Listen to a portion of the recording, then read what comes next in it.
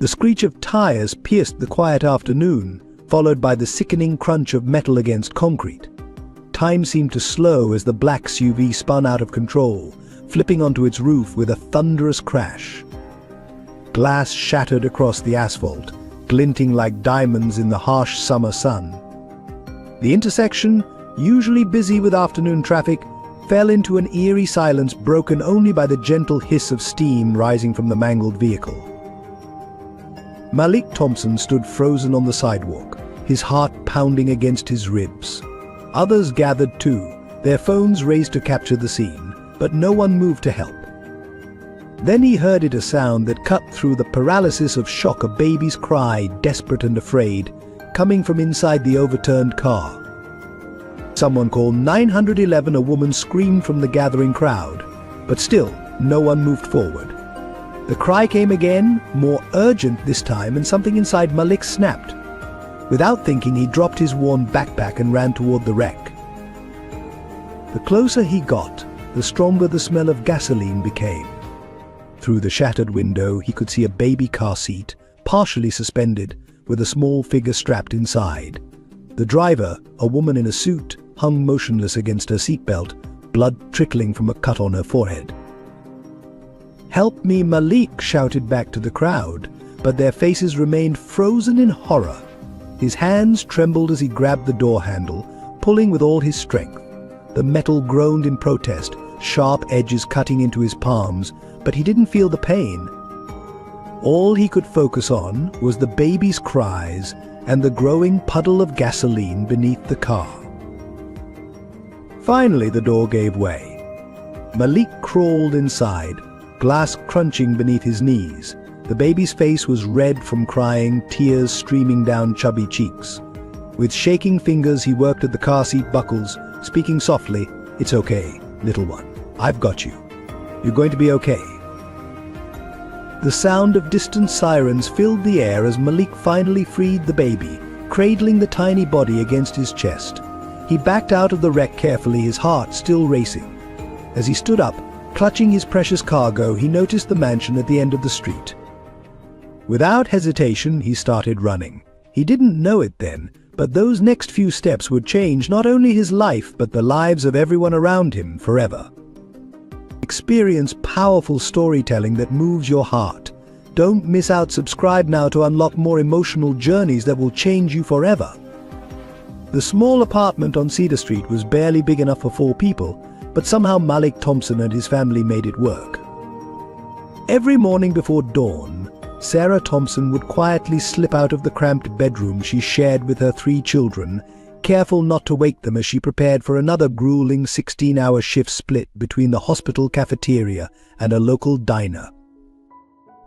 Malik, at 15, had become the family's second parent by necessity. His mother's tired eyes and worn hands told the story of years of struggle since their father had walked out, leaving them with nothing but unpaid bills and broken promises. The responsibility sat heavy on Malik's young shoulders as he made sure 8-year-old Emily and 6-year-old Tommy were fed, dressed, and ready for school each day. Their home was a patchwork of makeshift solutions. The kitchen cabinet doors hung by single hinges, the refrigerator hummed too loudly, and the windows were sealed with duct tape to keep out the winter drafts.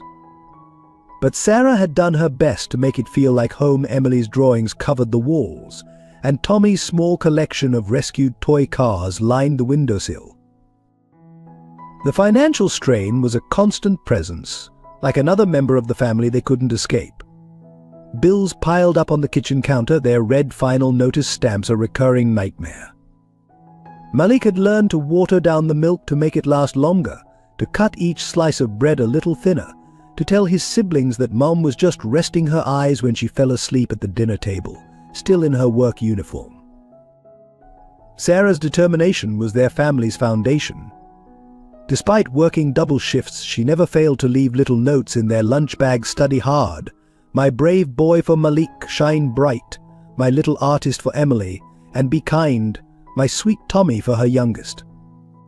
These small gestures of love kept them going through the hardest days. Malik had inherited his mother's resilience. After school, while other kids played basketball or went to the mall, he would search the neighborhood for odd jobs mowing lawns, carrying groceries for elderly neighbors, anything to earn a few extra dollars. Every penny he earned went straight into the family's emergency jar, hidden behind the rusty toaster. The siblings had formed their own support system. Emily would help Tommy with his reading, sounding out words from their shared, second-hand school books. Tommy would make them all laugh with his silly impressions, his special talent for lightening even the darkest moods. And Malik would tell them stories before bed, spinning tales of better days to come, of a future where their mom wouldn't have to work so hard, where they could buy new shoes before the old ones got holes. Their neighborhood was a tight-knit community of similar struggles. Mrs. Rodriguez next door would watch the kids when Sarah worked late. Mr. Chen from the corner store sometimes slipped extra fruit into their grocery bags, refusing payment with a knowing smile. They weren't the only family fighting to keep their heads above water, but they were among the most determined. Every night, after the younger ones were asleep, Malik would often find his mother at the kitchen table, bills spread out before her, calculator in hand. He'd make her a cup of tea, reusing the same tea bag from morning, and sit with her in silence, their shared burden weighing heavily in the quiet hours. "We'll be okay, Ma," he'd say. And though uncertainty clouded his heart, his voice never wavered. Sarah would squeeze his hand, her calloused fingers warm against his, and whisper, "I know, baby, I know." This was their life, a delicate balance of love and hardship, of dreams deferred and hope preserved. Until the day of the crash, they had managed to keep their small world turning through sheer determination and the fierce love that bound them together. None of them could have known that their lives were about to change dramatically, that their story of quiet struggle was about to intersect with a world they had only glimpsed through the windows of passing cars. Behind the wrought iron gates of 1147 Highland Avenue stood Hastings Manor, a testament to generational wealth and privilege. William Hastings had built his fortune in real estate development, transforming the city's skyline with gleaming towers that bore his name. But within the mansion's perfectly maintained walls, tensions simmered beneath a veneer of family perfection.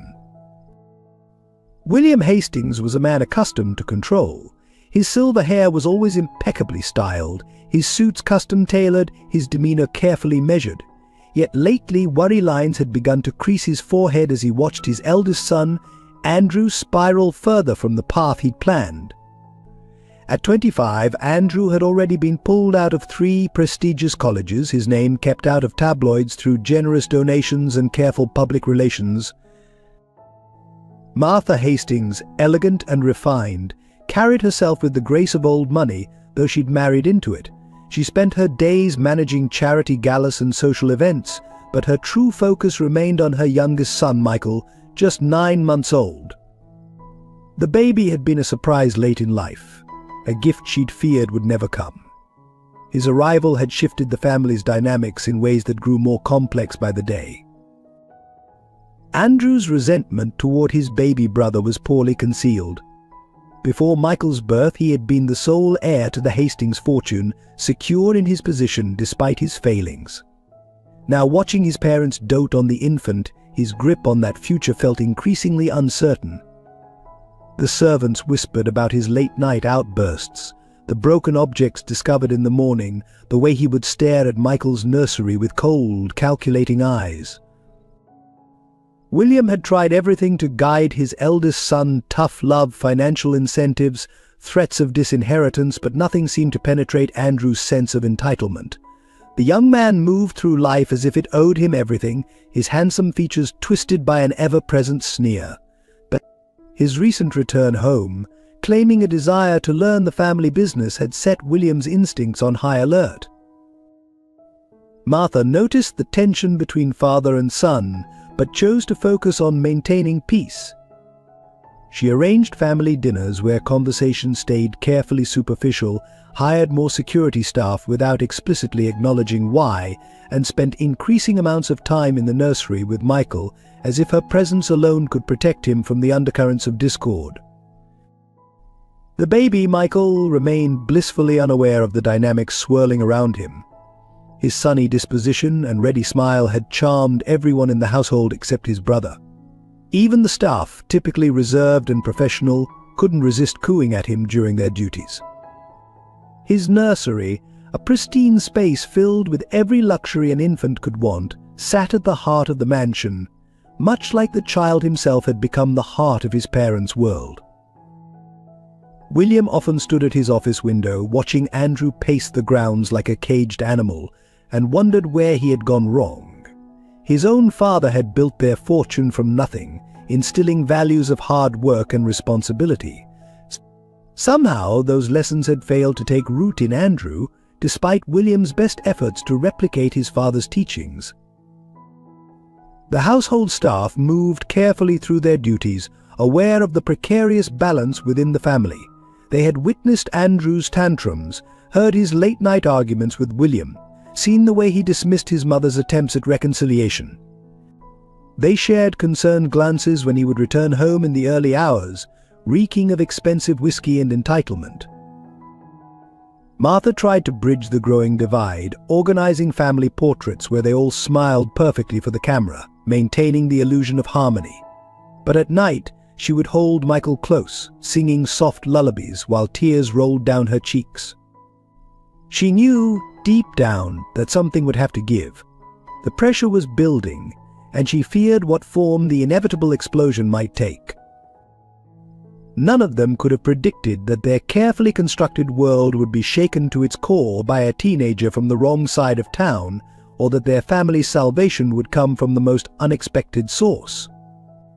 The day of the crash was approaching, and with it, a chain of events that would strip away their facades and force them to confront the truth about themselves and each other. Cedar Street and Highland Avenue existed in the same city but might as well have been different planets. Between them lay an invisible line, drawn by decades of economic disparity and social prejudice.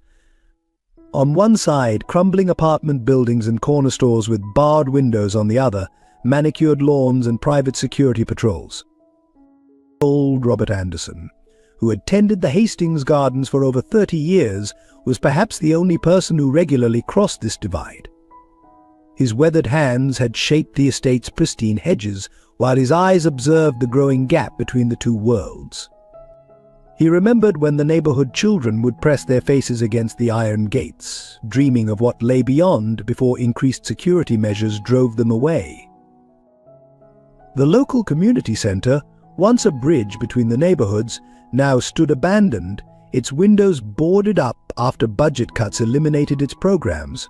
The wealthy residents had their country clubs and private gyms, the working-class families had the streets and overcrowded public parks. Children from both sides attended different schools, shopped at different stores, lived entirely separate lives mere blocks apart. When the Hastings new tower rose downtown, it cast literal shadows over the older buildings below. The construction had displaced several small businesses, including the diner where Sarah Thompson had once worked extra shifts. The community's protests had fallen on deaf ears, their voices drowned out by promises of progress and prosperity that never seemed to reach their street. Rumors and judgments flowed freely across the divide. The wealthy residents spoke of crime rates and property values, while Cedar Street families whispered about corruption and greed. Each side had crafted narratives about the other, stories passed down and reinforced through generations of separation. The police patrolled differently on either side of the line. On Highland Avenue, they were courteous guardians; on Cedar Street, they were suspicious observers. The same officer who would wave cheerfully at the Hastings security team might stop and question Malik for walking home after dark. Local businesses reflected the disparity. The gourmet market on Highland Avenue displayed fresh organic produce and imported delicacies, while the corner store on Cedar Street stocked dented cans and day-old bread. The price difference between a gallon of milk at each location could represent an hour's wages for families like the Thompsons. Churches and community groups tried to bridge the gap, organizing food drives and charity events, but these often reinforced the divide rather than narrowing it. The wealthy arrived in luxury cars to donate their children's outgrown designer clothes, while working families swallowed their pride to accept hand-me-downs they couldn't afford to refuse. Robert watched it all from his unique vantage point, tending the Hastings roses while keeping an eye on the street beyond the gates. He saw the potential in kids like Malik, recognized the same determination he'd had as a young man. Sometimes, when no one was watching, he would leave the garden gate unlocked, creating small opportunities for those brave enough to seek them. But the city council meetings told the story clearly enough. Highland Avenue residents arrived in suits, their concerns about property taxes and zoning laws given serious consideration. The Cedar Street representatives, when they could attend, raised issues about public transportation and affordable housing, their voices often lost in bureaucratic procedures they hadn't been educated to navigate. Yet beneath these divisions, human stories unfolded. Children from both sides dreamed similar dreams, parents worried about their futures, and everyone searched for their place in the world. All it would take was one moment, one brave action, to begin bridging this divide. That moment was coming, though none of them knew it yet. The morning after the crash dawned with a swirl of activity around Cedar Street. Police cars lined the sidewalks, their lights casting red and blue shadows across worn brick buildings. Detective James Miller stood in front of the Thompsons' apartment, his notebook open, watching Malik demonstrate how he'd pulled the baby from the wreckage. "And you didn't hesitate," the detective asked, his pen hovering above the paper, "even with the gasoline leak?" Malik shifted uncomfortably under the officer's scrutiny. "No, sir. I just heard the baby crying. I couldn't just stand there." Sarah stood behind her son, her hand protective on his shoulder, still wearing her diner uniform from the night shift she hadn't been able to leave early. News vans had begun appearing at the intersection, reporters clutching microphones and speaking in hushed, excited tones about the heroic rescue. Their cameras turned toward the Hastings mansion, then back to the modest apartment building where Malik lived, the contrast making their story's angle obvious. "My son did what anyone would do," Sarah insisted, though they all knew that wasn't true. The crowd of onlookers had stood frozen, phones recording while Malik had acted. The footage, shaky and dramatic, had already gone viral overnight. Inside the Hastings mansion, the atmosphere was equally charged. William Hastings paced his study, phone pressed to his ear as his legal team advised caution. "We need to control the narrative," his lawyer urged. A public statement, carefully worded. "We can't have this boy's family thinking they can exploit the situation." Martha cradled Michael in the nursery, her hands trembling as she remembered how close she'd come to losing him. The baby's regular sitter had called in sick, forcing her to leave him with a new agency nurse for a charity board meeting. The nurse, now in critical condition at City Memorial, had apparently suffered a seizure while driving. Andrew Hastings watched the media circus from his bedroom window, his jaw clenched. He'd returned home at dawn to find the house in chaos, his chance to prove himself to his father overshadowed by some kid from the wrong side of town. His hangover pounded behind his eyes as reporters shouted questions at the gates. Robert Anderson went about his gardening duties, carefully pruning roses while observing the commotion. He'd seen Malik around the neighborhood, noticed his quiet determination, the way he helped his siblings and did odd jobs without complaint. Now he watched as the boy's life became a media spectacle, knowing how quickly such attention could turn sour. The local morning news was already running with the story "Teenager Risks Life to Save Millionaire's Baby." They played the rescue footage on loop, intercut with shots of the economic divide between Cedar Street and Highland Avenue. Social media exploded with comments, some praising Malik's bravery, others questioning his motives. Mrs. Rodriguez from next door fought her way through reporters to bring the Thompsons a homemade casserole. "They're vultures," she muttered, glaring at the news vans. "They don't care about Malik, just their stories." She hugged Sarah, whispering encouragement, while Emily and Tommy peeked wide-eyed through the window at the crowd below.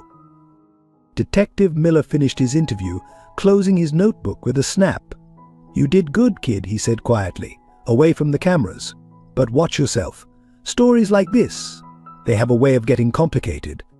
He handed Sarah his card before pushing through the gathering crowd. By afternoon, the school had called, requesting interviews about their heroic student. Local politicians sensed an opportunity, their offices reaching out to arrange photo ops.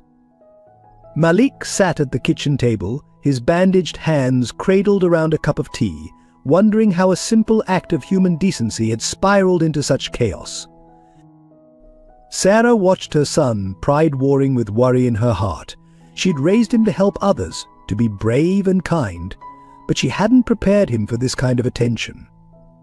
She couldn't protect him from what was coming, could only stand beside him and hope that the world would see him for who he truly was, not a story, not a symbol, but a boy who'd done the right thing without thinking twice. William Hastings sat behind his mahogany desk, studying Malik with an intensity that made the boy conscious of his worn sneakers and second-hand clothes. The office, with its leather-bound books and oil paintings, felt like another world compared to the small apartment where Malik had grown up. "I want to offer you a position here," William said finally, his voice measured, "working in the gardens with Robert. It's honest work, and you'll be fairly compensated." He named a figure that made Malik's heart skip, more money than his mother made in a week at the diner. But pride warred with necessity in Malik's chest. "Sir, I appreciate the offer, but I don't want charity. What I didn't do it for money." His hands, still bandaged from the rescue, twisted in his lap. From the doorway, Andrew Hastings watched the exchange, his face a mask of barely concealed contempt. "Father, you can't seriously be considering hiring him. We have an employment agency for this sort of thing." The words dripped with disdain. William silenced his son with a look. "This isn't charity, Malik. This is an opportunity, one you've earned through your actions. But it will be real work, and I'll expect real results." That evening, as Malik helped Robert learn the grounds, Andrew appeared among the rose bushes. "Listen carefully," he hissed, checking to ensure they were alone. "You might have fooled my father with your hero act, but I'm watching you. One mistake, one missing item, and you're done." Robert, overhearing, stepped between them. "Mr. Andrew, the roses need attention near the fountain." His voice was respectful but firm. Once Andrew had stalked away, Robert turned to Malik. "Don't let him get to you, son. Just do your work and keep your head down." The first week tested Malik's resolve. His muscles ached from unfamiliar labor, and Andrew's constant surveillance made every task feel like walking through a minefield. But the thought of the electric bill, of his mother's exhausted face, kept him going. Some of the other staff viewed him with suspicion, whispering when they thought he couldn't hear. "It's just for publicity," one maid muttered. "Once the media attention dies down, they'll let him go." Others were kinder, slipping him bottles of water during hot afternoons.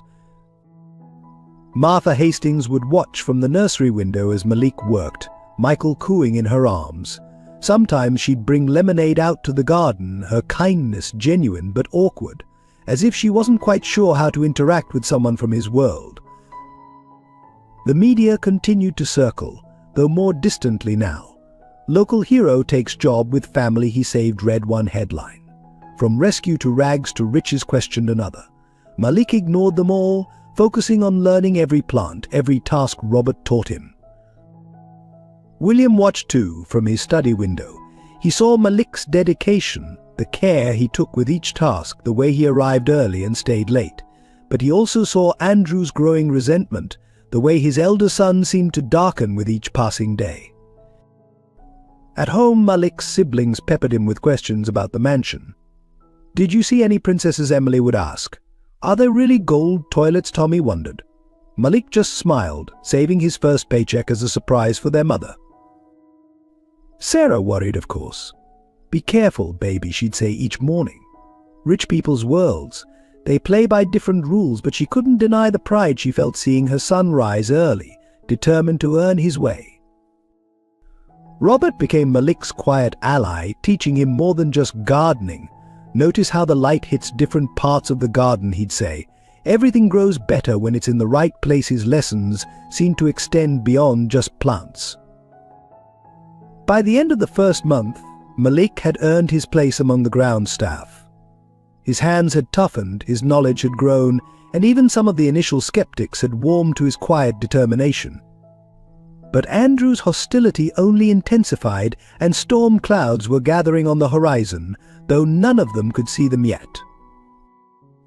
The first paycheck felt almost unreal in Malik's hands. He stood in line at the utility company, heart pounding as he handed over the money for the electric bill. The clerk's expression softened when she stamped "paid." Across the final notice, having seen Sarah Thompson struggle with partial payments for months. Back at home, the changes were subtle but significant. The refrigerator hummed with fresh groceries, no longer half empty. Emily and Tommy no longer had to wear extra sweaters indoors because they could afford to run the heat. Sarah's face showed less strain, though she still worked her shifts at the diner, refusing to rely solely on Malik's income. One evening, William Hastings called Malik to his study. On the desk sat a collection of children's books, their covers bright and unblemished.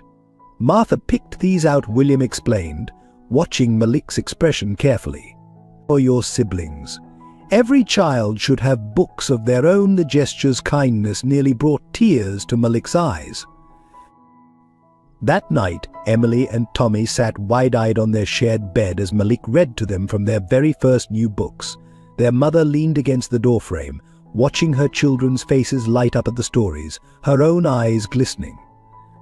These moments of joy had been rare in their household, making them all the more precious now.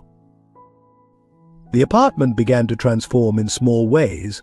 A fresh coat of paint brightened the walls, paid for with Malik's earnings. New curtains replaced the old sheets they'd been using. Sarah splurged on a small potted plant, placing it proudly on the windowsill, a touch of the garden Malik now tended coming into their home.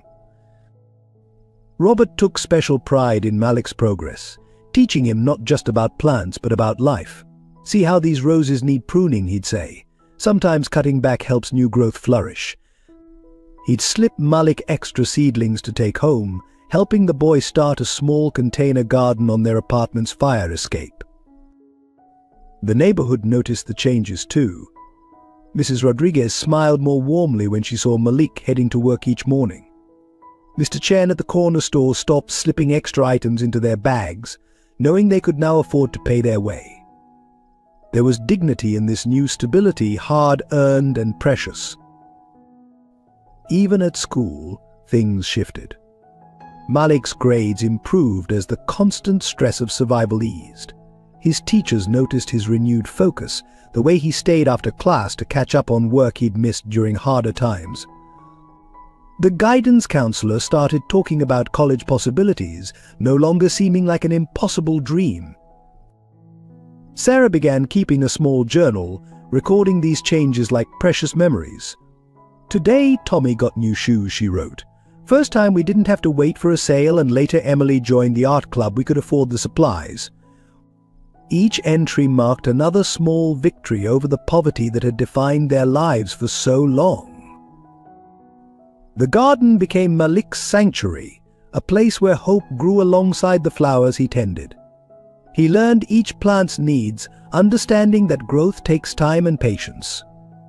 Some evenings he'd bring home flowers that were about to be discarded, placing them in a jar on their kitchen table, a splash of beauty in their once bare apartment.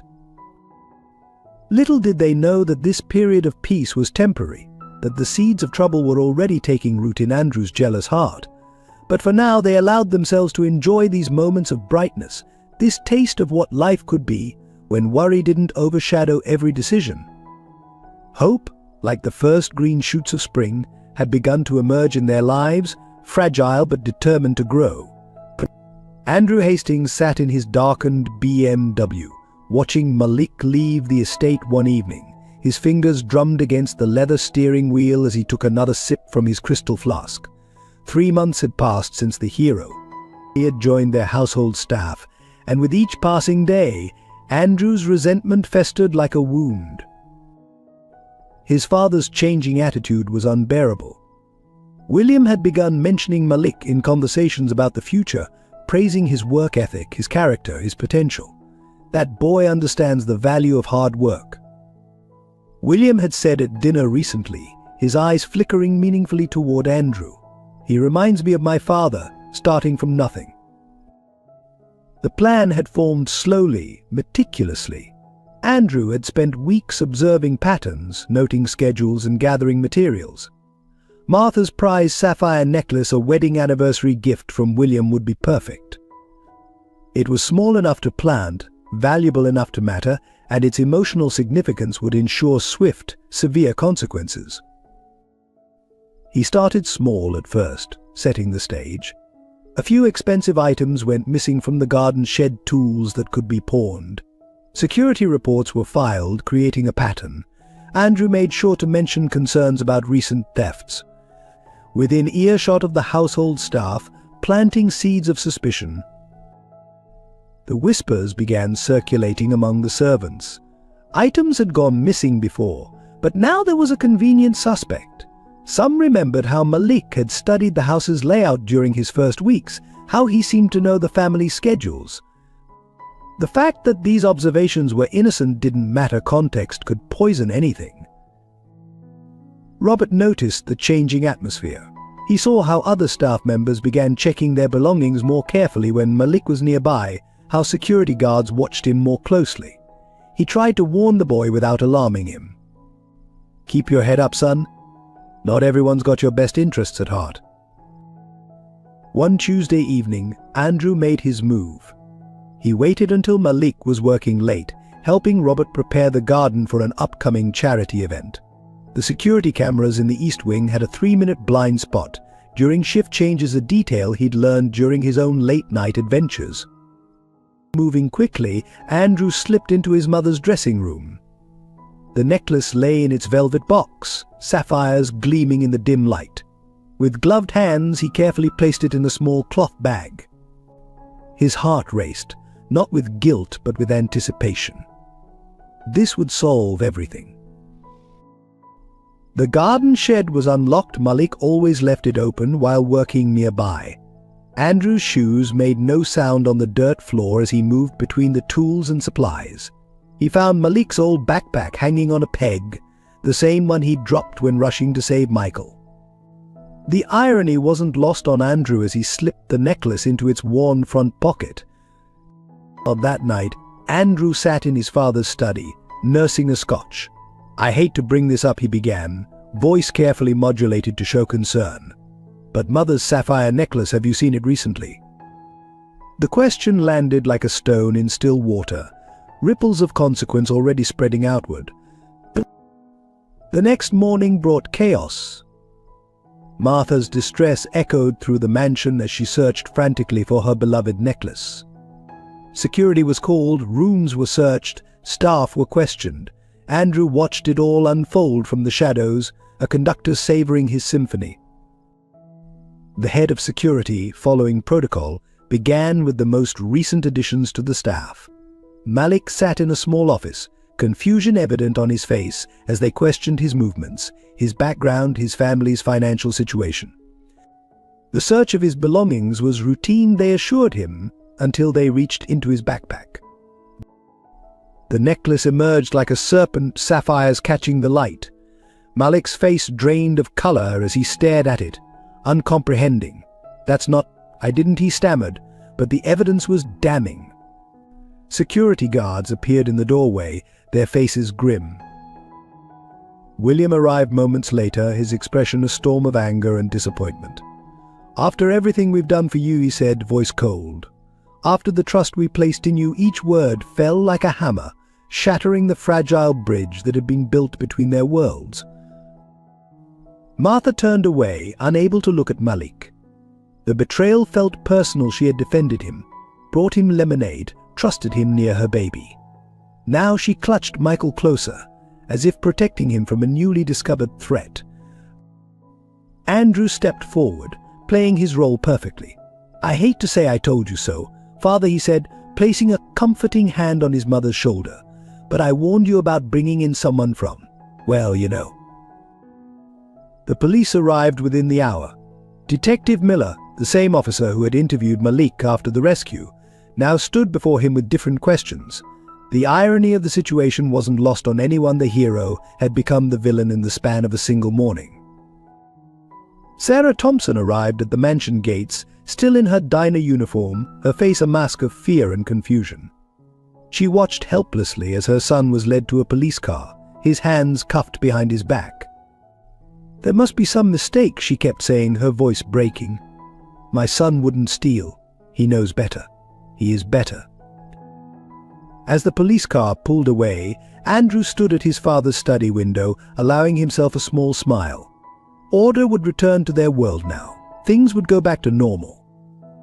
He took a sip of his morning coffee, savoring the taste of victory, unaware that his perfect plan had one fatal flaw, one that would eventually bring everything crashing down around him. Robert watched it all from the garden, his weathered hands gripping his pruning shears too tightly. He had seen the gleam in Andrew's eye, recognized the satisfaction in his stance. 30 years of tending this garden had taught him to spot the difference between natural growth and careful cultivation, including the cultivation of disaster. Silently, he began his own investigation, knowing that truth, like the strongest plants, would eventually find its way to the light. News of Malik's arrest spread through Cedar Street like wildfire.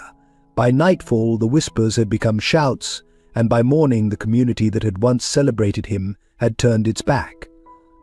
The local newspaper ran the story on its front page: hero teen revealed as thief betrays family that trusted him.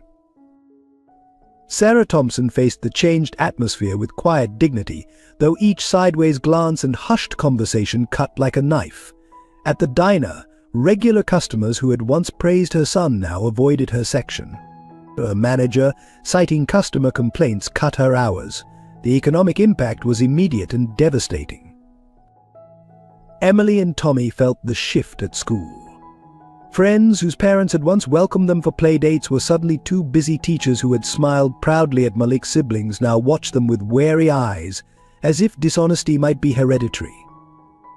Emily came home crying after overhearing a parent warn their child to stay away from those Thompson kids. The apartment building's residents, once a tight-knit support system, began to distance themselves. Mrs. Rodriguez still brought food, but now she delivered it after dark, as if ashamed to be seen helping the family. Mr. Chen at the corner store stopped extending credit, his face apologetic but firm. "Business is business," he said, avoiding Sarah's eyes.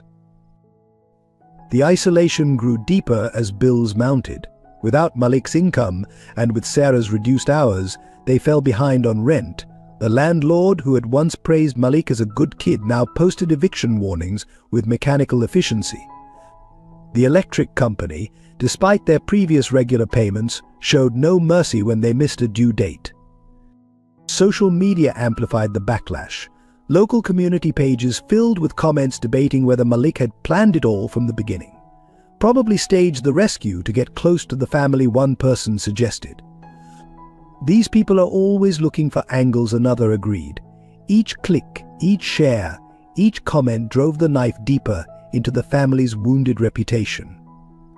Even the church community, which preached forgiveness from the pulpit, practiced judgment in the pews. The pastor's wife, who had once hugged Malik warmly each Sunday, now clutched her purse tighter when Sarah walked past. The youth group quietly dropped Emily and Tommy from their activities list, citing space limitations. The media vultures returned, but this time their stories had a different flavor. Fall from grace local heroes' dark turn blared one headline.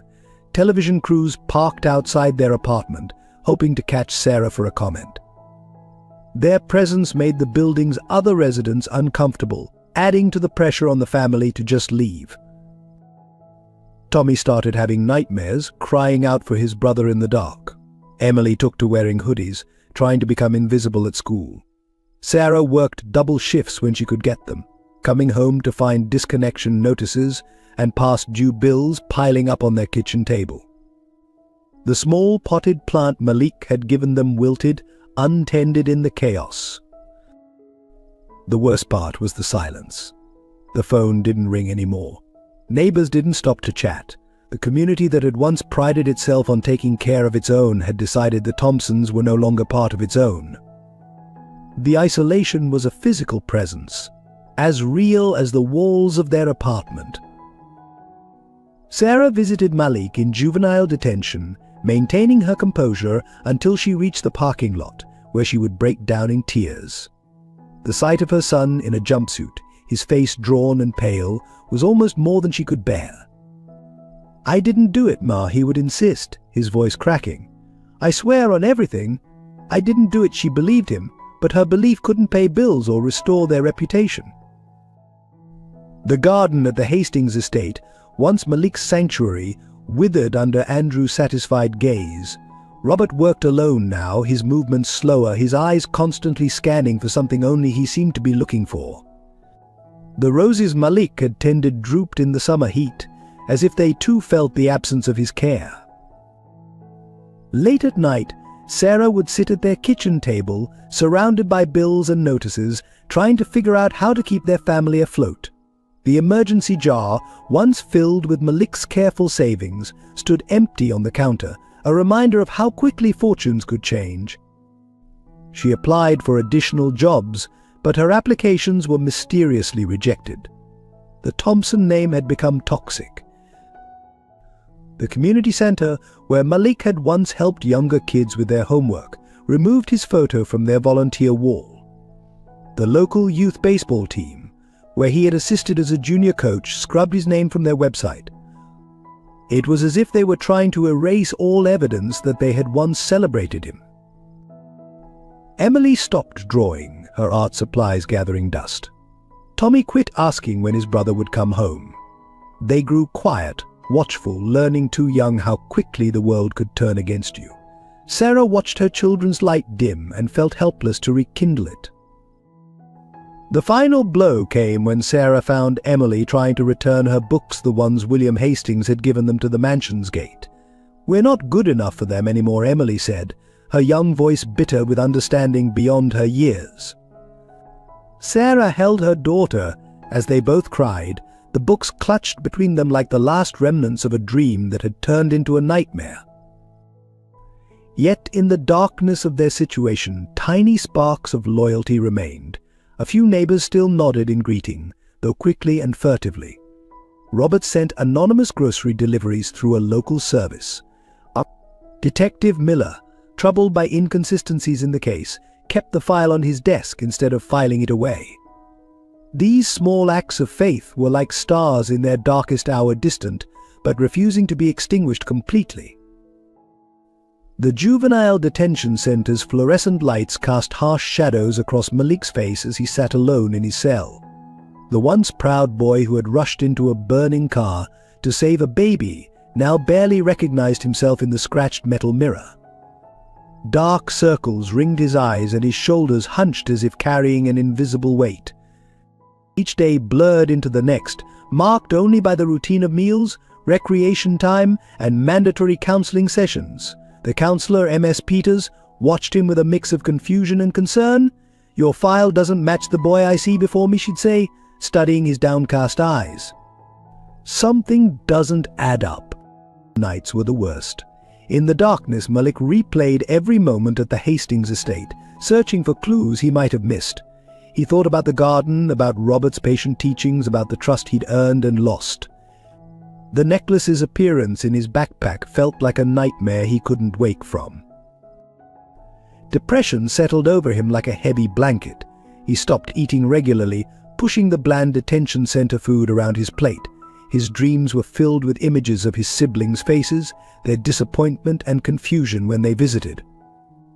Emily wouldn't meet his eyes anymore, and Tommy clung to Sarah, no longer running to hug his big brother. Other detainees learned his story and mocked him mercilessly. "Hey, hero," they'd sneer in the recreation yard. "Save any rich babies lately." The taunts didn't hurt as much as the memory of William Hastings' face when the necklace was discovered. That look of betrayal and disgust had burned itself into Malik's mind. During family visits, he tried to stay strong for his mother, but her exhausted face told him everything. She worked longer hours now, trying to make up for his lost income. The strain showed in her trembling hands and the new grey strands in her hair. "We'll figure this out," she promised, but her voice lacked conviction. His school sent his assignments to the detention center, but the words swam before his eyes.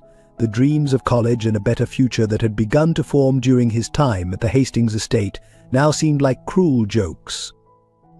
Who would accept him with a theft charge on his record? What doors weren't already slamming shut? Self-doubt ate at him like acid. Had he been foolish to think he could bridge the gap between his world and the Hastings? Was Andrew right? Did he not belong in their world? The questions circled in his mind during sleepless nights, each one cutting deeper than the last. The small container garden he'd started on their fire escape withered without his care. Emily wrote in one of her letters that she'd tried to water the plants, but they died anyway. It felt symbolic somehow, the death of something hopeful he'd tried to grow. Worst were the moments when he doubted himself. Late at night, alone in his cell, he'd wonder if he had done it, if the stress of trying to help his family had pushed him to desperation without him even realizing it. These thoughts terrified him more than anything else. His hands, once calloused from garden work, grew soft. The muscles he'd developed from physical labor began to waste away in the confined space. Even his posture changed, curling inward as if trying to make himself smaller, less visible to the world's judgment. Letters from home became his lifeline, though they brought their own kind of pain. Emily wrote about skipping lunch because kids stole her food. Tommy described nightmares where he couldn't find his big brother. Sarah's notes were determinedly cheerful, but water stains suggested tears had fallen as she wrote. Peters noticed his spiral and arranged extra counseling sessions. Depression doesn't mean guilt, she told him. Sometimes the most honest people suffer the most. When falsely accused, her words were kind, but they couldn't penetrate the wall of shame and despair he built around himself. One morning he found himself staring at his reflection, trying to recognize the person he'd been before, the boy who'd run toward danger to save a child, who'd worked hard to help his family, who'd dared to dream of a better future. That person seemed to have vanished, replaced by a shadow. The few books allowed in his cell went unread, except for a gardening manual Robert had somehow managed to send him. He'd flipped through its pages at night, running his fingers over the pictures of flowers he'd once tended, remembering the piece he'd found in the Hastings garden. His cellmate, a boy named Jake, in for vandalism, watched Malik's descent with growing concern. "You're different from most guys in here," Jake said one night. "You've got something they can't take away. Whatever it is, don't lose it." But Malik wasn't sure what that something was anymore. The darkness inside him grew until it felt physical, a weight in his chest that made it hard to breathe. He stopped defending himself during questioning, stopped insisting on his innocence. What was the point? The world had already decided who he was. Yet somewhere, buried deep beneath the layers of despair, a tiny spark refused to die. It flared whenever he thought of his siblings, whenever he remembered Robert's quiet strength, whenever he recalled the moment he'd pulled Michael from the crashed car. That spark waited, patient and persistent, for someone to notice what he himself had started to forget, the truth that would eventually set him free. But for now, in the harsh fluorescent light of his cell, Malik Thompson was a boy drowning in darkness, his once bright future dimming with each passing day, unaware that forces were already in motion that would bring the truth to light. Robert Anderson had spent 30 years tending the Hastings garden, learning that the most important growth happened beneath the surface. Now, in the quiet hours before dawn, he began cultivating a different kind of truth. Armed with only his weathered hands and sharp observation skills, he started his own investigation into Malik's case.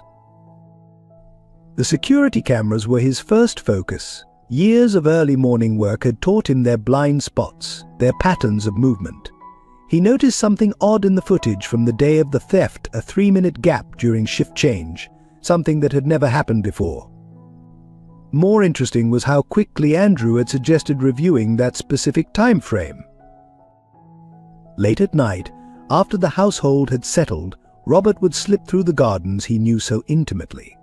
He discovered cigarette butts near the garden shed, Marlboro Reds, Andrew's brand on the morning of the theft, though the young master claimed he'd been out with friends all evening. Small details, perhaps, but Robert had learned that gardens revealed their secrets through such subtle signs. He befriended Jenny, one of the newer maids who cleaned Andrew's wing of the mansion. Over shared coffee breaks, she mentioned strange behavior, Andrew making late-night phone calls about security schedules, unusual interest in his mother's jewelry inventory, suspicious meetings with the head of security. "He's been different since that boy started working here," she confided, her voice low. The head of security, Frank Wilson, had been unusually quick to search Malik's belongings. Robert noticed how he'd bypassed standard protocol, going straight to the boy's backpack. Through careful conversations with other staff members, Robert learned that Frank's son had recently started at an expensive private school, a tuition impossible on a security guard's salary. Detective Miller became an unexpected ally. The officer had been troubled by inconsistencies in the case and found himself sharing coffee with Robert in the garden shed, discussing peculiarities that bothered them both. The boy's fingerprints weren't on the necklace, Miller revealed, and the security footage gaps are too convenient. Robert started keeping a journal, documenting every detail, every conversation, every strange occurrence. He noted how Andrew's behavior changed after Malik's arrest, the smugness, the increased drinking, the casual cruelty to staff. The young man seemed to revel in his family's renewed attention, particularly his father's dependence on him for estate matters. Martha's personal assistant, Elizabeth, proved another valuable source. She remembered Andrew asking detailed questions about the necklace weeks before it disappeared, its value, its insurance, its emotional significance to his mother. He seemed fixated, Elizabeth told Robert during their weekly garden walk, almost obsessed with its importance to the family. The gardener methodically built a network of allies among the staff. The cook mentioned Andrew's late-night kitchen visits, reeking of expensive whiskey and muttering about putting people in their place. The chauffeur recalled driving Andrew to pawn shops in the weeks before the theft, though the young man had plenty of money. William's secretary, Margaret, shared in crucial detail Andrew's trust fund had new conditions. His father, frustrated with his son's behavior, had added requirements about employment and responsibility. The timing coincided perfectly with Andrew's sudden interest in learning the family business. Robert took to visiting Malik in detention, ostensibly to bring gardening books. These visits served two purposes: keeping the boy's spirit alive and gathering more information about the day of the theft. Malik's consistent story, down to the smallest detail, strengthened Robert's conviction about his innocence. The breakthrough came unexpectedly. While pruning roses near Andrew's window, Robert overheard a heated phone conversation. Andrew was arguing with someone about getting rid of evidence and keeping your mouth shut. The gardener's weathered hands trembled as he carefully noted the date and time. Detective Miller brought more pieces to the puzzle. The pawn shops in Andrew's GPS history matched locations where other stolen items had been fenced. The detective couldn't prove anything yet, but the pattern was becoming clear. "Keep digging," he told Robert. "Something's going to break." Frank Wilson's sudden purchase of a new car raised more red flags. Robert noticed the security chief's nervous behavior whenever Andrew was around, the way he jumped to do the young man's bidding. It suggested complicity, perhaps blackmail. The gardener's investigation affected his work for the first time in 30 years. Plants went untended as he focused on gathering evidence. Though he made sure the roses near Andrew's window received extra attention, they provided the perfect cover for his surveillance. Martha noticed the change in her beloved garden but attributed it to Malik's absence. She'd stop by the shed sometimes, reminiscing about the boy's careful work with the flowers. Robert would listen, noting how her doubts about Malik's guilt seemed to grow stronger with each conversation. William remained distant, buried in work, but Robert saw how the situation weighed on him. The businessman's confidence had been shaken, not just in Malik, but in his own judgment. The gardener recognized the heavy steps of a man questioning everything he thought he knew. Throughout his investigation, Robert maintained his quiet, unassuming demeanor. He was just the gardener, after all invisible to those who saw only status and power. This invisibility became his greatest asset, allowing him to move freely, observe carefully, and collect the pieces of truth others had overlooked. As summer turned to fall, Robert's evidence pile grew along with his certainty. The truth was there, hidden like roots beneath the soil, waiting for the right moment to break through. He knew he had to be patient, had to let his case grow strong enough to withstand the storm that would come when he finally revealed what he knew. Each night, after finishing his secret work, Robert would stand in the garden Malik had helped tend. The flowers still bloomed, testament to the care they'd received. Truth is like these plants, he would think. It needs time, patience, and the right conditions to grow. He could only hope he was providing all three. The past has a way of resurfacing, like stubborn weeds breaking through carefully maintained gardens. As Robert's investigation deepened, an unexpected discovery shook the foundation of the Hastings family saga. In a dusty hospital record, Detective Miller found a connection that changed everything. Sarah Thompson had once been a nurse at City Memorial, specifically in the private wing, where Martha Hastings had spent 3 months fighting for her life during a complicated pregnancy. Martha's near-fatal complications during her pregnancy with Andrew had been kept quiet, a closely guarded family secret. But the records showed something remarkable. Sarah Thompson, then a young nurse, had worked double shifts to monitor Martha personally, refusing to leave her side during the critical hours. Her quick thinking and dedication had saved both mother and child when complications arose. William Hastings had tried to reward her with a substantial check, but Sarah had declined, saying simply, "It's my job to help people." The same quiet dignity, the same unwavering integrity that she had passed on to her son. Martha, still weak from her ordeal, had never learned the name of the nurse who saved her, and Sarah had never sought recognition. Robert shared this discovery with Elizabeth, Martha's assistant, who remembered finding an old thank you note in Martha's journals, never sent because they couldn't locate the nurse who had disappeared after declining the reward. The note spoke of gratitude that went beyond money, of a debt that could never be repaid. As these connections emerged, another truth surfaced about the day of Michael's accident. Security footage from neighboring buildings, carefully collected by Detective Miller, revealed something chilling. Andrew's car had been at the intersection minutes before the crash. Witnesses began to remember a black BMW speeding away from the scene, though no one had thought to mention it before.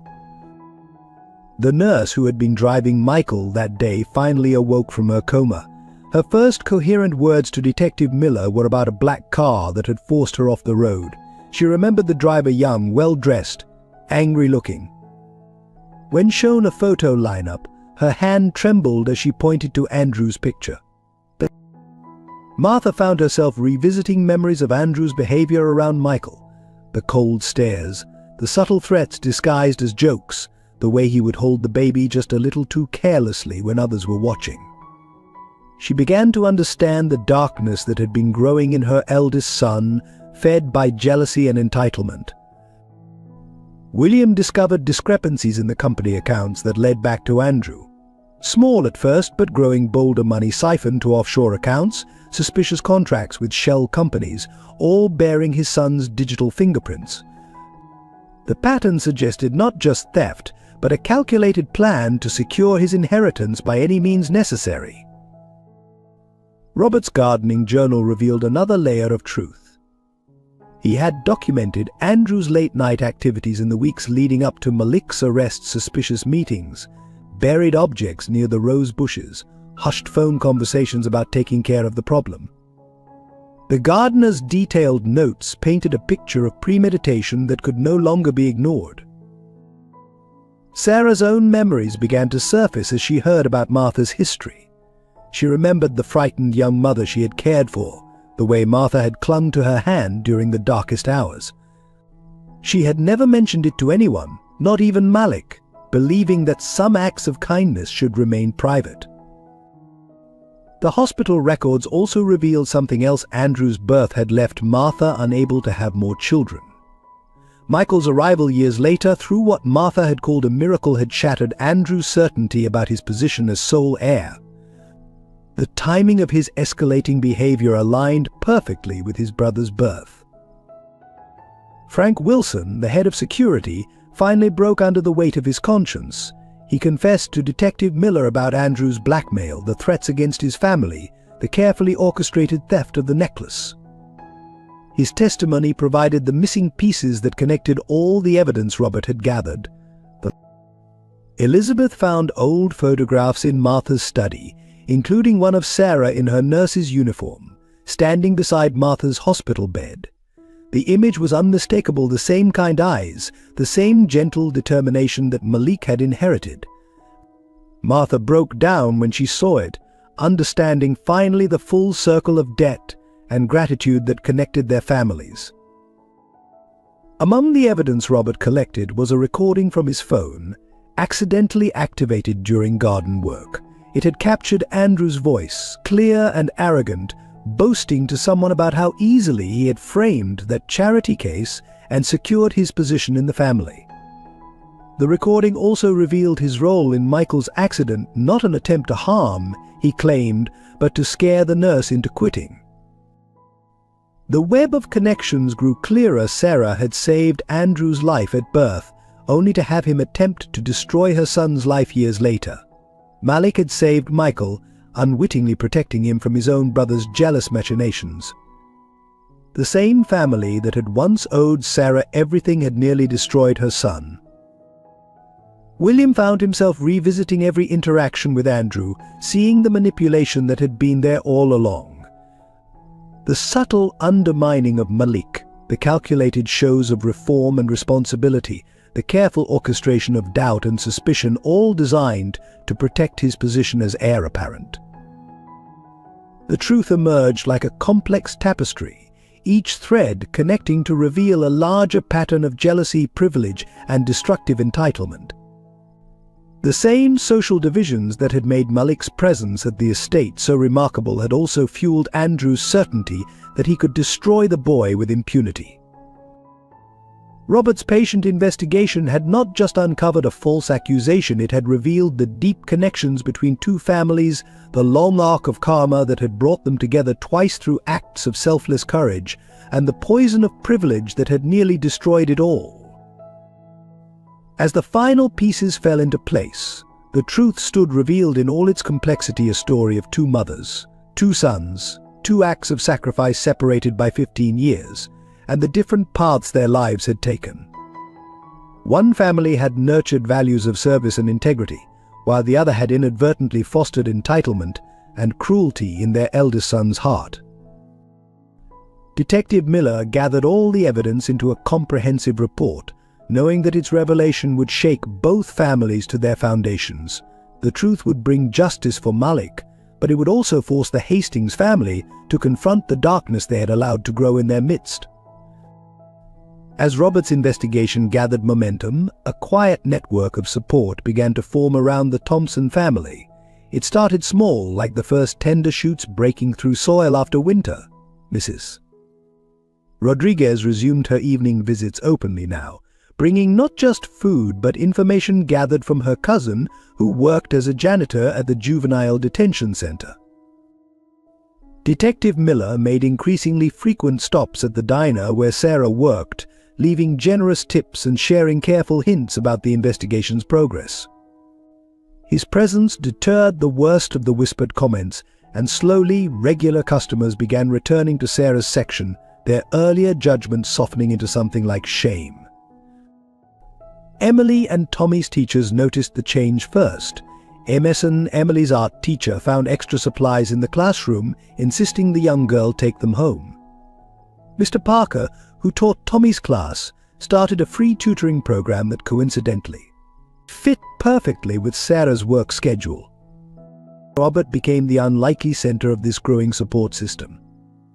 His position at the Hastings estate made him a bridge between two worlds, and he used this advantage carefully. He arranged for garden surplus, fresh vegetables and fruits to find its way to the Thompsons' door through a network of neighborhood kids who had once helped Malik with odd jobs. The local church community, led by Deacon Lewis, began to question their hasty judgment. Sunday services started featuring homilies about false accusations and the importance of mercy. The youth group leader personally visited Sarah, asking Emily and Tommy to rejoin their activities. "We were wrong to exclude them," she admitted publicly. At the juvenile detention center, Malik found unexpected allies. Jake, his former cellmate, had been released but continued to visit, bringing messages from the neighborhood and updates about his family. Other inmates, seeing his quiet dignity in the face of accusation, began standing up for him against the routine harassment. Mr. Chen reopened his informal credit line at the corner store, adding extra items to Sarah's bags. With the quiet, "Malik always helped carry my deliveries. No charge for family." His actions inspired other local business owners to quietly extend similar kindnesses to the Thompsons.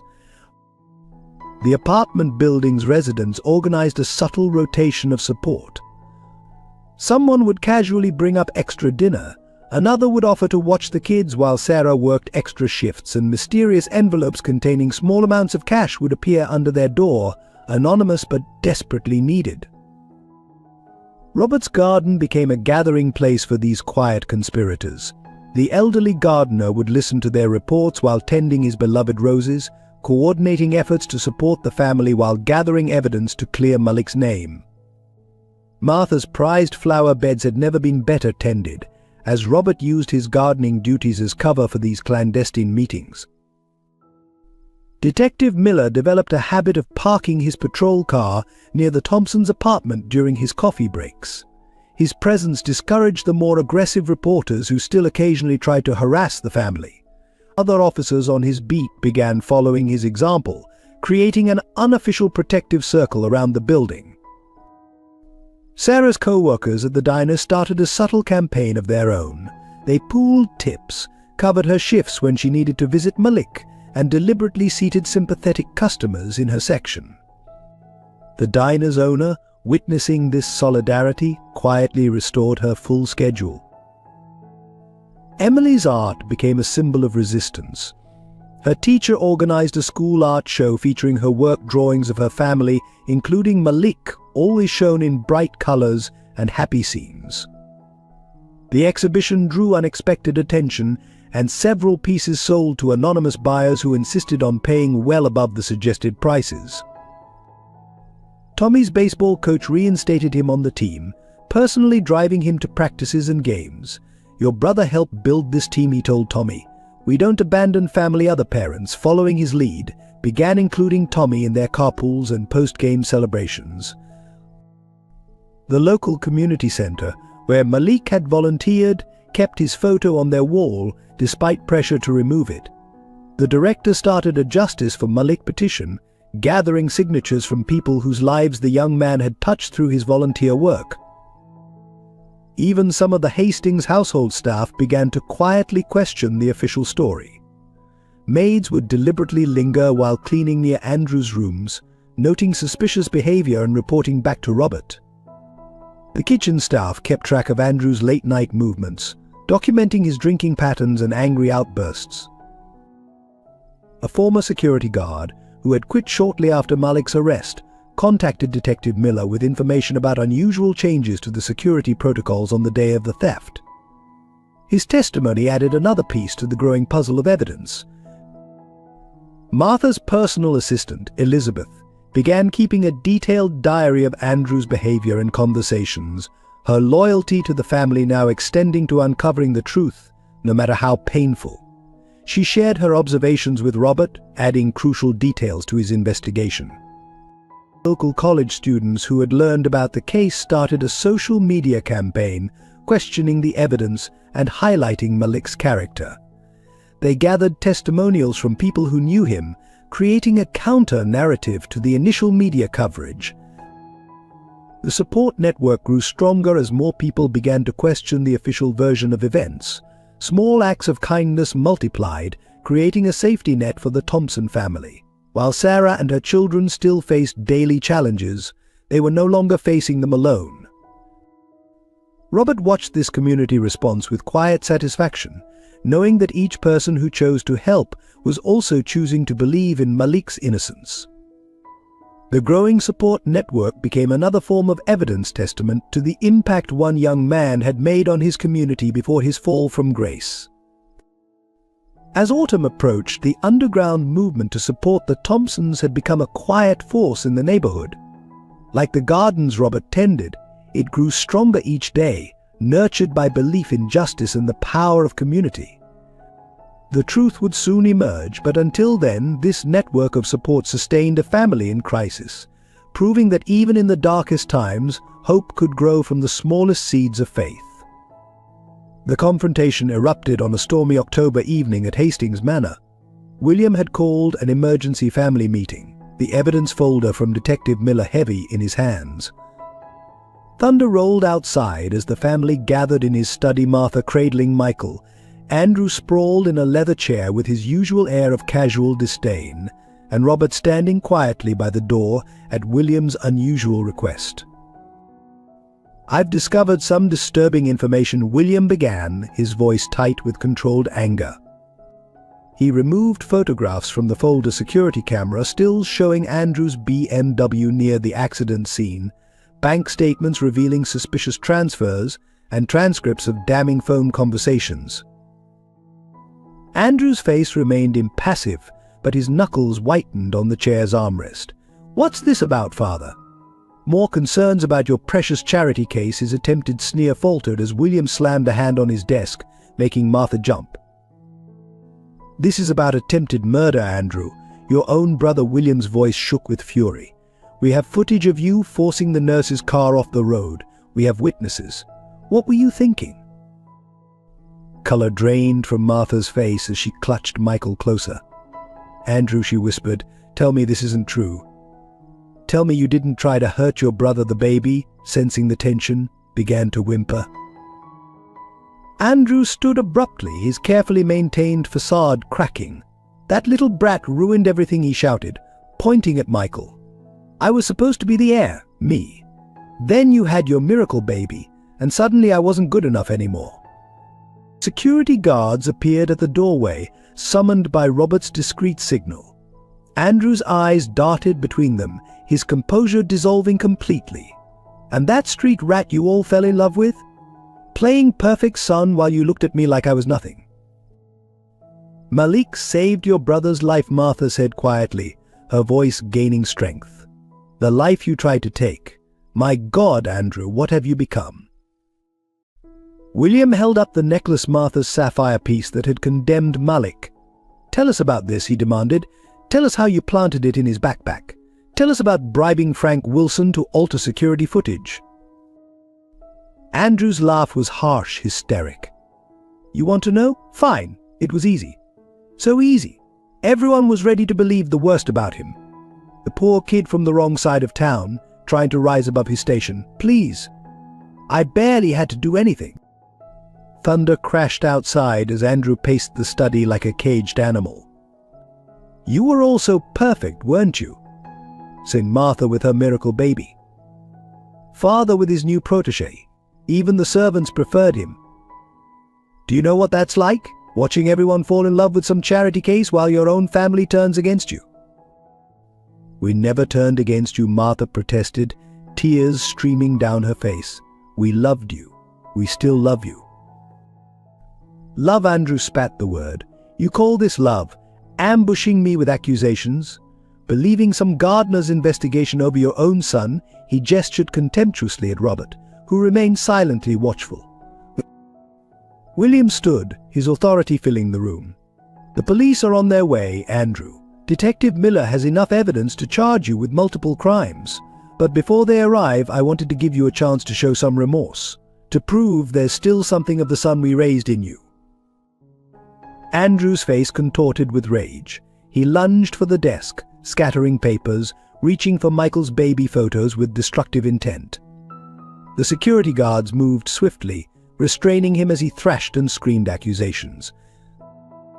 "You never deserved any of this," he shouted at his parents. "And neither does that street trash you replaced me with. I should have let the brat burn in that car. I should have." He stopped abruptly, realizing what he'd revealed. Martha gasped, and William's face hardened into stone. Even the security guard's grips tightened at this admission of premeditated malice. Detective Miller chose that moment to enter, flanked by uniformed officers. "I think we've heard enough," he said quietly, nodding to his team. "Andrew Hastings, you're under arrest." As the police led Andrew away, his expensive clothes disheveled, his mask of superiority shattered, he turned one last time to his family. "You'll regret this," he snarled, "all of you."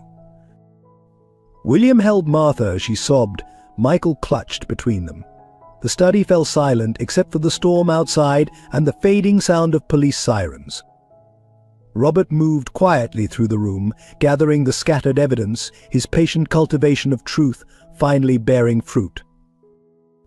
"Call Sarah Thompson," William said finally, his voice hoarse.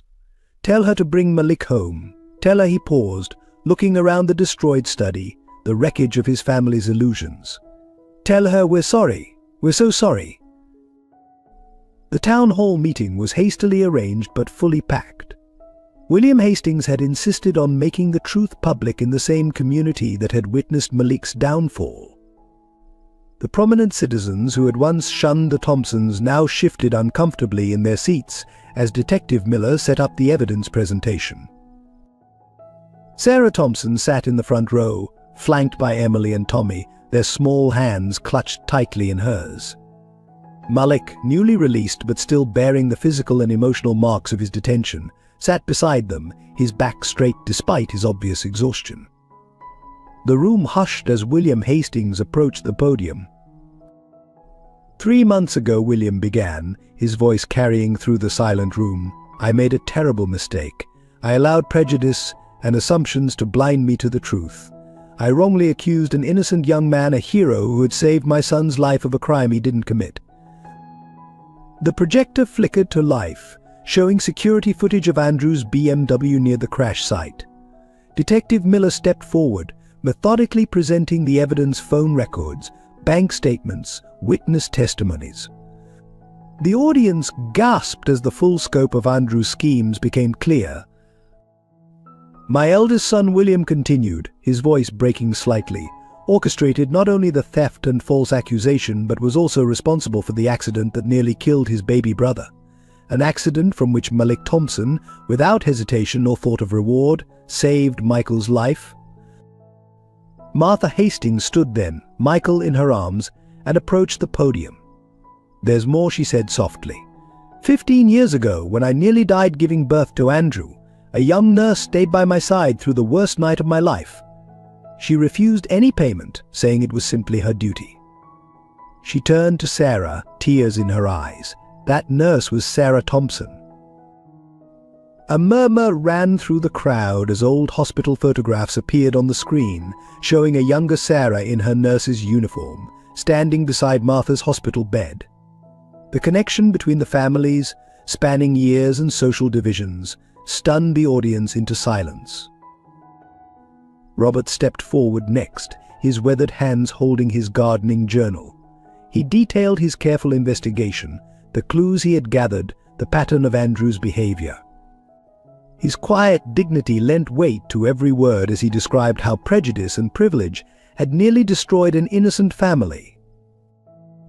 The evidence was irrefutable. Security camera footage showed Andrew planting the necklace. Frank Wilson's confession revealed the carefully orchestrated theft. Phone records documented the conspiracy. But most damning was the recorded conversation where Andrew boasted about framing the charity case and arranging his brother's accident. As the truth unfolded, the community leaders who had been quickest to condemn Malik seemed to physically shrink in their seats. The pastor who had excluded the Thompsons from church activities stared at the floor. The school board member who had suggested Emily and Tommy transfer to a different district dabbed at her eyes with a tissue. Detective Miller presented the final piece of evidence, Andrew's own confession from the study confrontation, his mask of privilege finally cracking to reveal the malice beneath. The recording of his words, full of hate and entitlement, echoed through the stunned room. William returned to the podium, his shoulders heavy with responsibility. "I stand here today not just to clear Malik's name, but to apologize to the entire Thompson family. My prejudices, my assumptions, my failure to see the truth, these caused immeasurable harm to people who deserved only our gratitude and respect." Martha stepped forward again, this time addressing Sarah directly.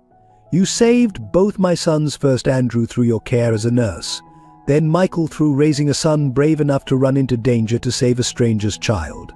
We can never repay that debt."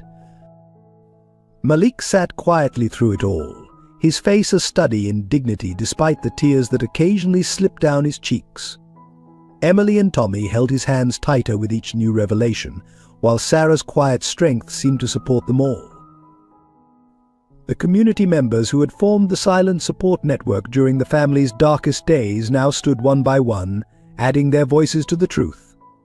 Mrs. Rodriguez spoke of Sarah's unwavering faith in her son. Mr. Chen described Malik's daily kindnesses. Robert's fellow gardeners testified to the young man's character and work ethic. As the last piece of evidence was presented, a profound silence fell over the room. The truth laid bare was more than just a wrongful accusation exposed, it was a mirror held up to the community's prejudices, assumptions, and failures. The ease with which they had believed the worst of Malik revealed uncomfortable truths about their own biases. William concluded the presentation by announcing the establishment of a scholarship fund in Malik's name, dedicated to supporting young people who, like him, demonstrated extraordinary character in the face of adversity. But as the applause echoed through the hall, everyone knew that no amount of money could fully right the wrongs that had been done. The truth had finally emerged, like a flower breaking through concrete, nurtured by Robert's patient investigation and watered by the tears of both families. But its beauty was tinged with the thorns of revelation, the knowledge of how easily justice could be perverted by prejudice, and how quickly a community could turn against its own. The courtroom fell silent as Judge Eleanor Patterson prepared to deliver her verdict. Andrew Hastings, his expensive suit unable to mask his disheveled appearance after weeks in custody, stood at the defendant's table. The evidence against him had been overwhelming: attempted murder, fraud, false accusation, conspiracy, and obstruction of justice. "Andrew Hastings," Judge Patterson began, her voice clear and firm, "this court has rarely seen such a calculated series of crimes motivated by nothing more than privilege and jealousy. You attempted to kill your infant brother, endangered an innocent nurse, and then tried to destroy the life of the very person who saved your victim." William and Martha sat in the front row, Michael sleeping peacefully in his mother's arms. Behind them, the Thompson family watched quietly. Malik, now free but forever changed by his experience, sat between his mother and siblings, their presence a shield of love and support. "The prosecution has proven beyond any doubt that you orchestrated not only the accident that endangered your brother's life, but also the elaborate frame-up of Malik Thompson. Your actions show a disturbing pattern of premeditation and malice that this court cannot ignore." The judge paused, surveying the courtroom. Robert sat near the back, his weathered hands folded in his lap, watching justice finally bloom from the seeds of truth he had carefully tended. Detective Miller stood by the prosecution table, his case files documenting every step of Andrew's downfall.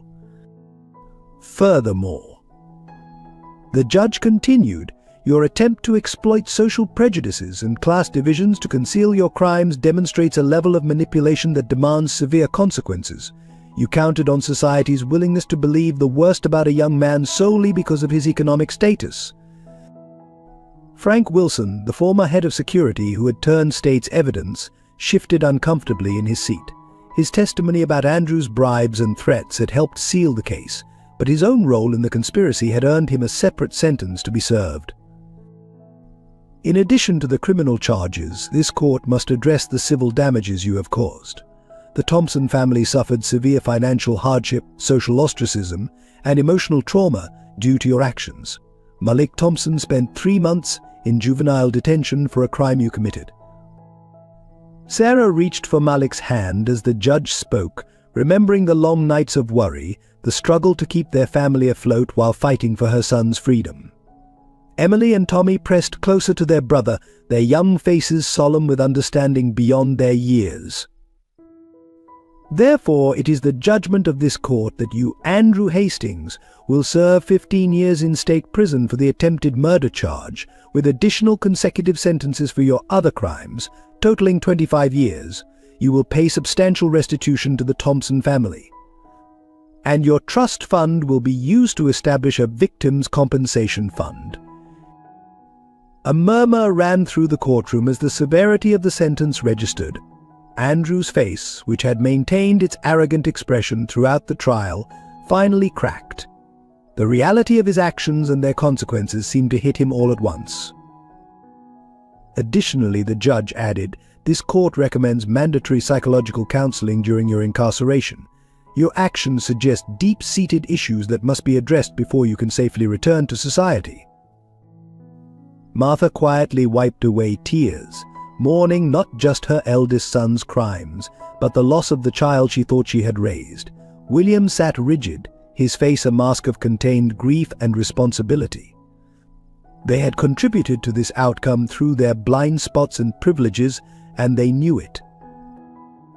Malik Thompson, Judge Patterson's voice softened slightly as she addressed him directly. "This court offers its deepest apologies for the miscarriage of justice you suffered.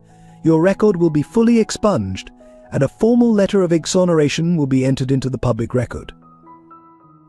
Malik nodded solemnly, his quiet dignity in the face of vindication moving many in the courtroom to tears.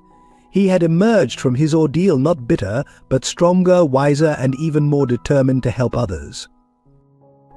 Let the record show. The judge concluded that justice in this case was only possible through the dedication of those who refused to accept convenient lies, particularly Mr. Robert Anderson, whose patient investigation revealed the truth, and Detective James Miller, who followed the evidence rather than assumptions. As Andrew was led away in handcuffs, his final glance at his family held not anger but something closer to fear of the long years ahead, fear of the truth he would have to face about himself. The courtroom began to empty, but the two families remained, bound together by tragedy and redemption. William approached Malik, extending his hand. "We can never fully make this right," he said quietly, "but we will spend the rest of our lives trying." Malik took his hand, his forgiveness offered freely, understanding that true justice included the possibility of healing. Outside the courthouse, reporters gathered to document the end of a case that had exposed the fault lines of privilege and prejudice in their community. But the real story was inside, where two families, divided by circumstance but united by acts of courage and sacrifice, began the long process of healing together. Justice had been served, not just through the court's verdict, but through the restoration of truth, the acknowledgement of wrongs, and the promise of change. As Malik walked out into the sunlight, surrounded by his family and supported by those who had believed in him, he carried with him the knowledge that sometimes the greatest victory is not in revenge, but in remaining true to oneself through the darkest of times. The victory in court should have marked the end of their struggles, but life had other plans. Just 3 days after Andrew's sentencing, Sarah Thompson collapsed during her shift at the diner. The years of double shifts, constant stress, and the recent months of fighting for her son's freedom had taken their toll. The emergency room at City Memorial was chaos when Malik arrived, Emily and Tommy clutching his hands as they ran through the fluorescent-lit corridors. A doctor met them with a grave expression that made Malik's heart stop. "Your mother has suffered a severe cardiac event," she explained. "The next 24 hours will be critical." Through the observation window, Sarah looked small and fragile, surrounded by beeping machines and snaking tubes. This woman who had carried their family through impossible times, who had never shown weakness, now fought for her life. The sight of her usually strong hands lying limp on stark white sheets shattered something in Malik's chest. The medical bills arrived before Sarah even regained consciousness, their numbers staggering. The insurance from the diner covered barely a fraction of the costs. The compensation from the Hastings case was still tied up in legal proceedings, weeks or months away from being released. The emergency fund they'd slowly rebuilt was nowhere near enough. Emily tried to be strong, taking over the cooking and cleaning at home, but Malik would find her crying in the bathroom late at night, clutching their mother's worn bathrobe. Tommy stopped speaking almost entirely, carrying his toy cars to the hospital each day, lining them up on the windowsill of Sarah's room as if they could guide her back to them. The doctors spoke in careful terms about extensive damage and necessary procedures, each word carrying the weight of another bill they couldn't afford. Malik spent his nights in the uncomfortable hospital chair, holding his mother's hand, trying to give back some of the strength she had always provided them. Mrs. Rodriguez organized a rotation of neighbors to watch the kids when Malik needed to be at the hospital. Mr. Chen sent food daily, refusing payment. The diner staff pooled their tips to help with expenses. But the mountain of medical bills grew faster than their community's generous efforts could match. One evening, as Malik sat by his mother's bed reviewing bills with trembling hands, he heard her monitors speed up. Her eyes fluttered open, focusing slowly on his face. Her first whispered words were, "Are the kids okay?" Even now, barely conscious, her only thought was for her children. The doctors rushed in, checking vitals and adjusting medications.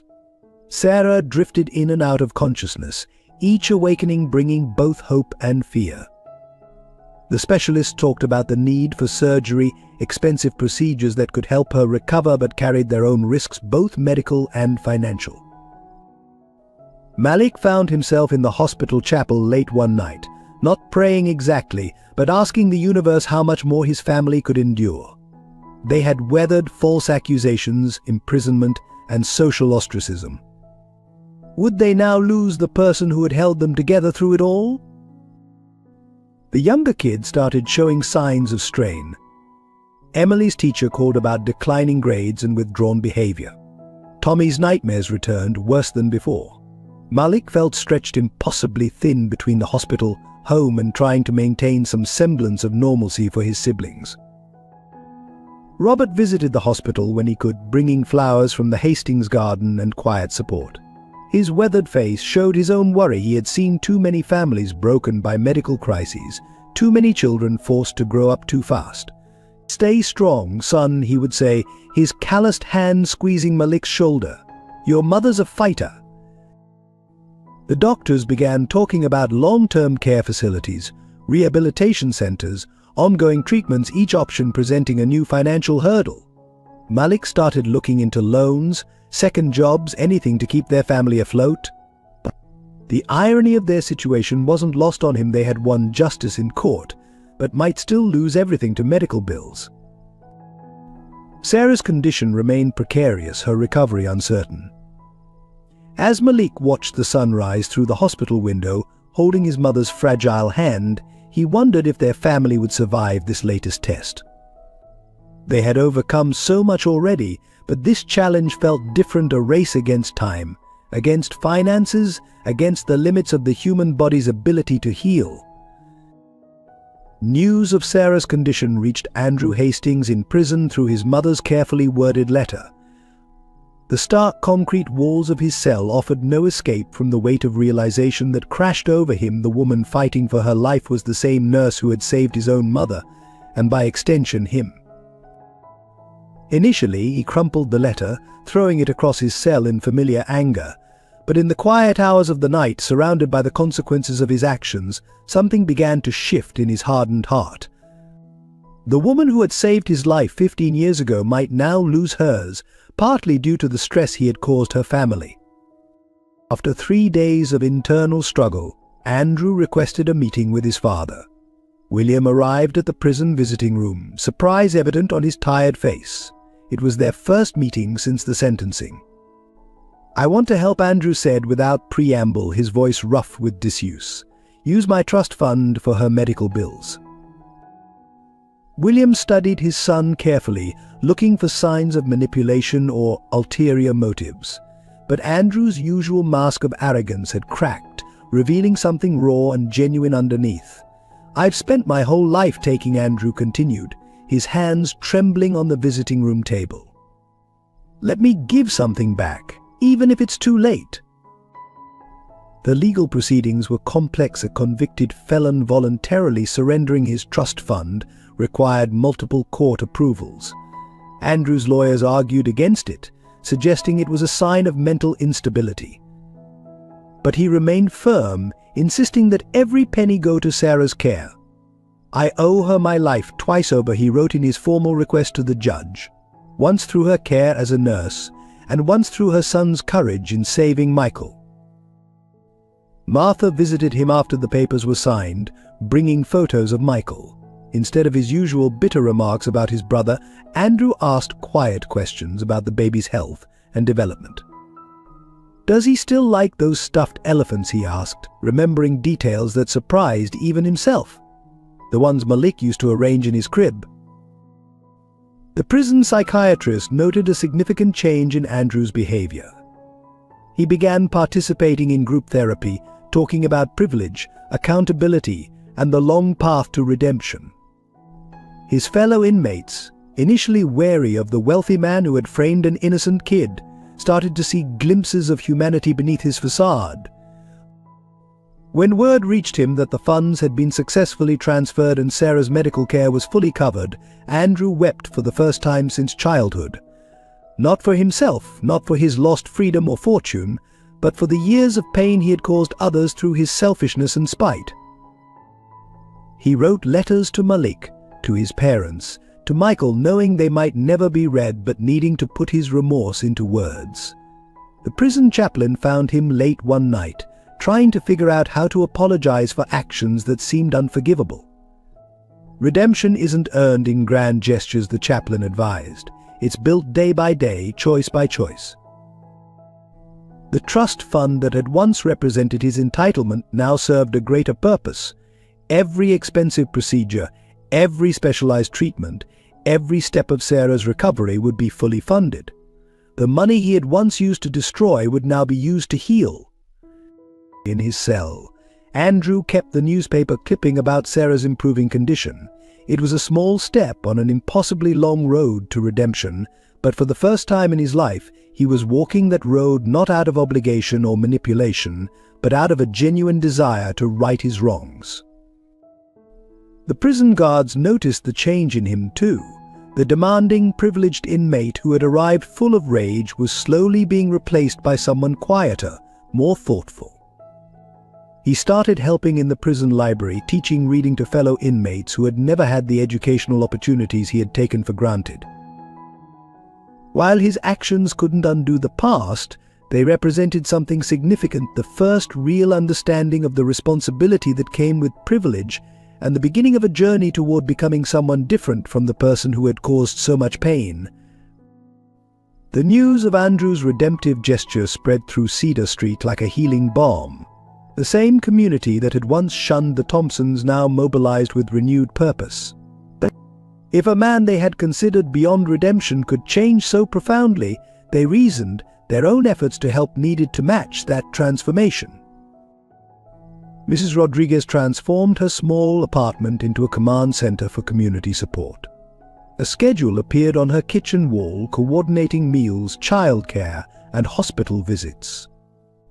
The neighbors took shifts ensuring Emily and Tommy never came home to an empty house, their refrigerator mysteriously staying full despite Malik's protests that they had enough now. The diner where Sarah worked became a hub of fundraising activities. Her co-workers organized weekly benefit dinners, with local restaurants donating supplies and community members paying far above the suggested prices for simple meals. The tip jar at the counter, labeled for Sarah, overflowed daily with anonymous contributions. At the hospital, the staff who remembered Sarah from her nursing days created a support network of their own. Extra pillows appeared in her room, specialists happened to stop by during their rounds, and the cafeteria workers always made sure Malik had hot coffee during his long vigils at his mother's bedside. The local church opened its doors for a special prayer service, but it became more than just prayers. People brought envelopes containing whatever they could spare, a few dollars, grocery gift cards, handwritten offers of help. The pastor spoke about redemption and community, his words touching hearts that had grown hard with prejudice. Emily's art teacher organized an auction of student artwork, with proceeds going to a recovery fund for Sarah.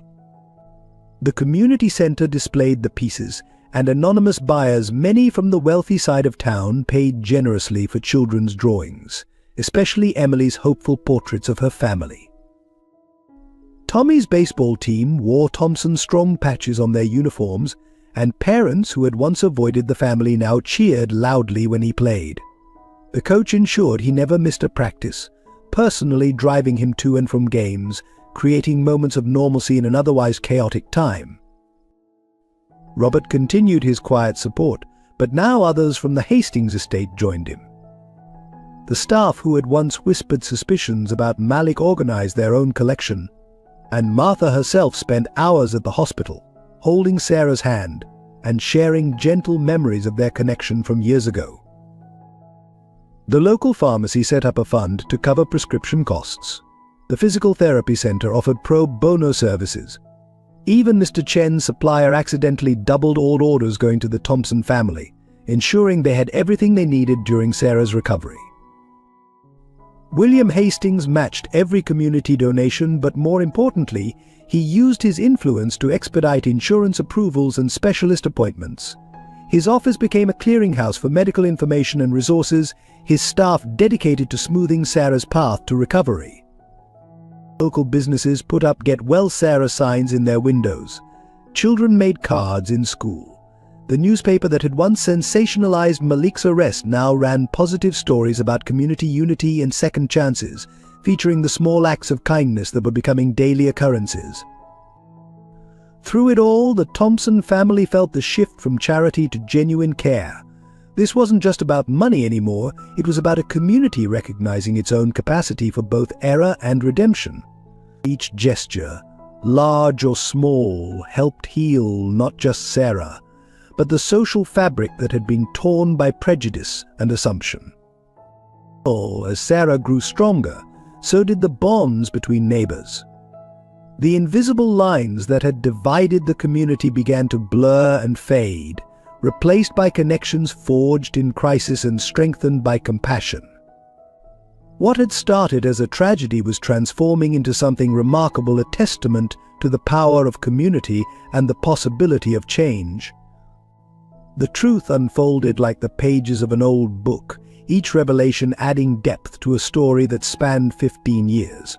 Detective Miller sat at his desk late one night, spreading out the last pieces of evidence that completed the saga connecting the Thompsons and the Hastings family.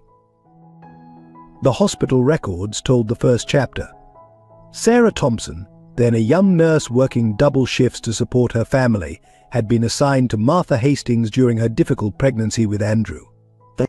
The complications had been severe, and when other staff left at shift's end, Sarah had stayed, monitoring Martha through the critical hours, refusing to leave her patient's side. William Hastings' personal journals, voluntarily submitted during the investigation, revealed his own blind spots.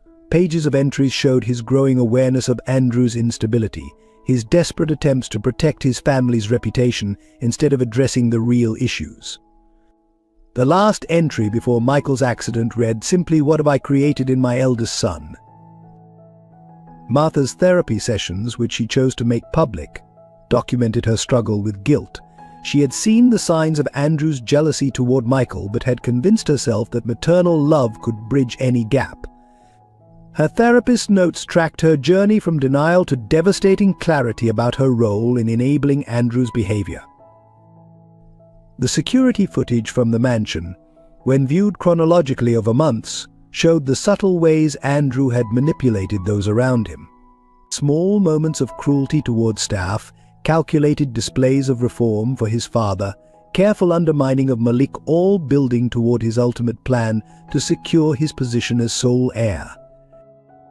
Robert's gardening journals provided the thread that tied everything together. His detailed observations of daily life at the estate had captured the small details others missed. He had documented Andrew's late-night activities, the suspicious meetings with Frank Wilson, the gradual escalation of his schemes against both Michael and Malik. Financial records revealed the extent of Andrew's preparations. He had been siphoning money from his trust fund for months, creating offshore accounts and establishing connections with people who could help him eliminate any threats to his inheritance. The theft of Martha's necklace had been just one piece of a larger plan.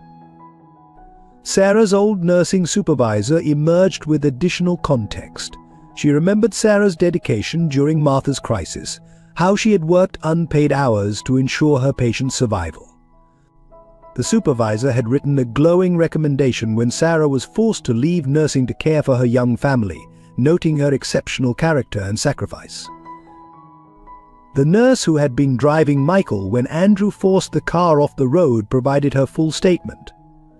She described not just the accident, but the weeks leading up to it, Andrew's subtle intimidation, his questions about her schedule with Michael, his seemingly casual comments about tragic accidents involving infants.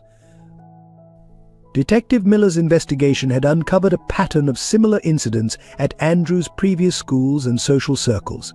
Former classmates came forward with stories of manipulation and retribution, painting a picture of a young man who had learned early to use privilege as a weapon. The community's response to Malik's arrest was dissected through social media posts and local news coverage, revealing how quickly people had accepted Andrew's narrative about the untrustworthy boy from the wrong side of town. The evidence showed how prejudice had made his frame-up not just possible but almost inevitable. Martha's discovery of her connection to Sarah through the old hospital records had shaken both families. The realization that Sarah had saved Andrew's life at birth, only to have him later attempt to destroy her son, added a layer of tragic irony to the entire situation. Each piece of evidence, when assembled, told a story larger than just crime and punishment. It was a narrative about privilege and poverty, about assumptions and prejudice, about the long arc of consequences that could span generations. The investigation had uncovered not just the truth about Andrew's crimes, but about the societal conditions that had made them possible. As Detective Miller closed the final file, he understood that this case would change more than just two families. It would force an entire community to confront its biases, to recognize how easily justice could be perverted by prejudice, and to acknowledge the complex web of connections that bound them all together. Sarah's recovery progressed slowly but steadily, each small improvement celebrated like a major victory. The hospital room that had once felt like a prison of machines and monitors gradually transformed into a space of healing and reconciliation. Martha Hastings became a frequent visitor, often bringing Michael, whose baby giggles seemed to have more therapeutic value than any medicine. The two mothers formed a bond that transcended their past connections. They would sit together for hours, sometimes talking, sometimes just holding hands in comfortable silence. Martha shared stories about the night Sarah had saved her life, memories that Sarah had kept tucked away as simply part of her nursing duties. Their shared experiences of motherhood, of fear and hope, created a bridge between their different worlds. Malik returned to the Hastings garden, not as an employee but as family. Robert welcomed him with open arms, and together they restored the flowers that had suffered in his absence. The old gardener's patient wisdom helped Malik process his experiences, each planted seed representing a step toward healing. The roses they tended became symbols of resilience, blooming despite the harsh seasons they had endured. Emily's art flourished again, her drawings now filled with vibrant colors and hopeful scenes. She spent afternoons in Sarah's hospital room, sketching her mother's recovery journey.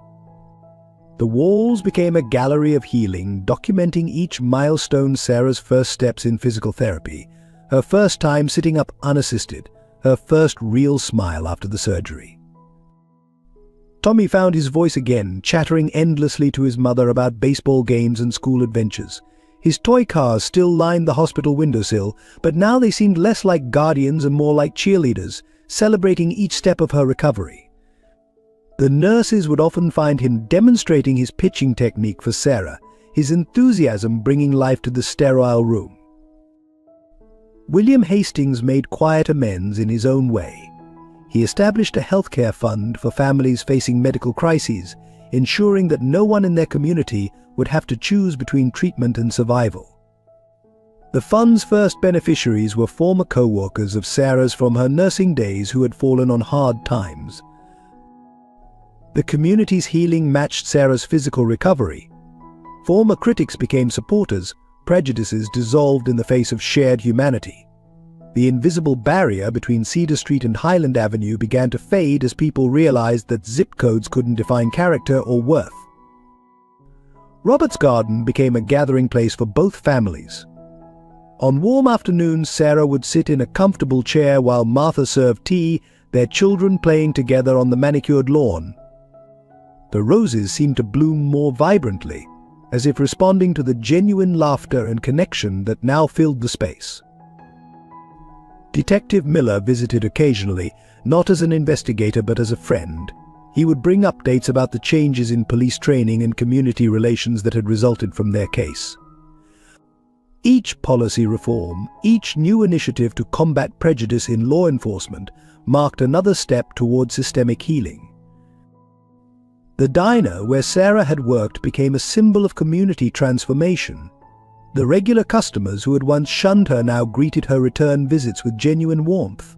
The tip jar that had collected funds for her recovery stayed on the counter, repurposed to help other families in crisis. Even the courthouse, where justice had finally prevailed, showed signs of change. Judge Patterson used their case in seminars about bias in the justice system, ensuring that future decisions would be made with greater awareness of how privilege and prejudice could distort the truth. The healing wasn't just physical or social, it was deeply personal for everyone involved. Each family member, each community member had to confront their own biases and assumptions. The process was sometimes uncomfortable, but necessary, like cleaning a wound before it could properly heal. In the end, the healing that began in Sarah's hospital room rippled outward, touching lives far beyond their immediate circle.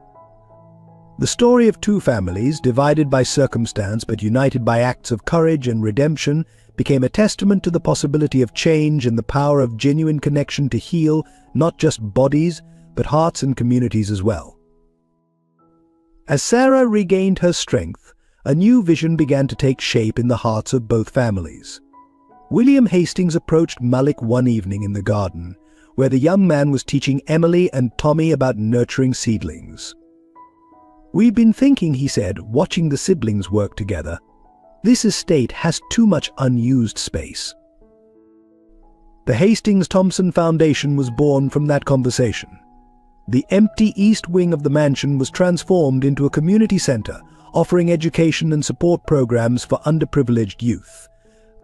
Sarah, once recovered, took charge of the healthcare initiative, using her nursing experience to bridge the gap between medical services and community needs. Malik found his calling in the Foundation's mentorship program. His experience had given him unique insight into the challenges faced by young people from struggling families. He worked with local schools to identify students with potential who needed support, creating opportunities he wished he'd had before his own ordeal. The garden, under Robert's continued guidance, became an outdoor classroom. Children from both sides of town learned about growth, patience and nurturing life alongside each other. The old gardener's eyes would mist over watching young hands plant seeds together, social barriers dissolving in the shared soil. Martha focused on early childhood programs, inspired by watching Michael grow alongside the community center children. She established a daycare center that allowed working parents to pursue education and career opportunities without worrying about childcare costs. The sound of children's laughter filled the once quiet halls of Hastings Manor. Emily's art program became one of the Foundation's most popular initiatives. She worked with local artists to create workshops for children who couldn't afford art supplies. Her own experiences with art as therapy during difficult times informed the program's approach to healing through creative expression. Tommy's baseball team became part of a larger sports program, ensuring that no child would be excluded from activities due to financial constraints. The foundation provided equipment, uniforms, and transportation, breaking down the barriers that had once divided young athletes by zip code. The community response exceeded all expectations. Local businesses offered apprenticeships, professionals volunteered as tutors, and families from both sides of town found themselves working together toward common goals. The foundation became a model for other communities struggling with similar divisions. William used his business connections to secure funding and support, but insisted that the foundation's leadership reflect the community it served. The board included people from all walks of life, their diverse perspectives, ensuring that programs truly met community needs. The most powerful impact came from the simple act of bringing people together. Children who might never have met became friends. Parents who might have judged each other found common ground. The Foundation's programs created spaces where genuine connections could form across social and economic lines. Sarah often stood at the window of her old hospital room, now part of a clinic providing free medical care to underserved families. The view had changed. Where she had once seen only parking lots and concrete, she now saw gardens, playgrounds, and people from all walks of life coming together with purpose. The Foundation's work attracted attention from other cities facing similar challenges. Delegations would visit to learn how two families had transformed personal tragedy into community triumph. But for those involved, the real success was measured in smaller moments: a child's first art show, a parent's graduation, a family receiving needed medical care. The unused spaces of privilege became bridges to opportunity, and the pain of the past transformed into purpose for the future. The Foundation stood as living proof that healing was possible not just for individuals, but for entire communities willing to confront their divisions and work together toward change. 1 year after Sarah's release from the hospital, both families gathered in the Hastings garden for a celebration that would have seemed impossible months earlier. The roses were in full bloom, their fragrance mingling with the scent of grilled food and the sound of children's laughter. Sarah, now fully recovered and glowing with renewed health, sat in the place of honor at the long table set up among the flower beds. She had returned to nursing part-time at the Foundation's clinic, finding joy in helping others while maintaining balance in her life. The lines of exhaustion that had once marked her face had softened, replaced by the gentle confidence of someone who had survived the storm. Emily and Tommy raced around the garden with Michael, who had grown into a toddler with boundless energy. Their games knew no social boundaries, their laughter a testament to children's natural ability to forge connections that adults often complicated. Emily's art portfolio, filled with bright paintings of their extended family, sat proudly displayed on an easel near the gathering. Malik moved between both families with easy grace, equally comfortable helping Robert tend to the roses and discussing Foundation business with William. The haunted look that detention had left in his eyes had faded, replaced by the quiet strength of someone who had found his purpose. He wore the garden dirt on his hands like badges of honor, proof of honest work and growth. William and Martha watched their young son play with the Thompson children, their hearts full of gratitude for the twisting path that had brought them all together. Michael would grow up knowing both privilege and responsibility, understanding the importance of character over circumstance. The lessons learned from Andrew's choices would shape a different future for their youngest. In the prison visiting room, Andrew had begun showing real change. His weekly sessions with a therapist had helped him understand the roots of his actions, and his letters to both families, once full of justifications, now carried genuine remorse. While he could never undo the harm he had caused, his commitment to funding the Foundation's work offered a path toward meaningful amends. Robert surveyed his garden with quiet satisfaction, watching the families interact as naturally as the different flowers he had taught them to tend. His patient cultivation of truth had yielded a harvest more beautiful than mere blooms. It had grown understanding, connection, and healing. The neighborhood children who once pressed their faces against the estate's gates now ran freely through its gardens, attending programs and classes that bridged the divide between Cedar Street and Highland Avenue. The Foundation's success had proven that community healing was possible when people chose connection over division. Sarah's former co-workers from the diner served as Foundation volunteers, their initial skepticism transformed into enthusiastic support. The restaurant itself had become a popular lunch spot for Foundation participants, its walls decorated with Emily's artwork and photos of community success stories.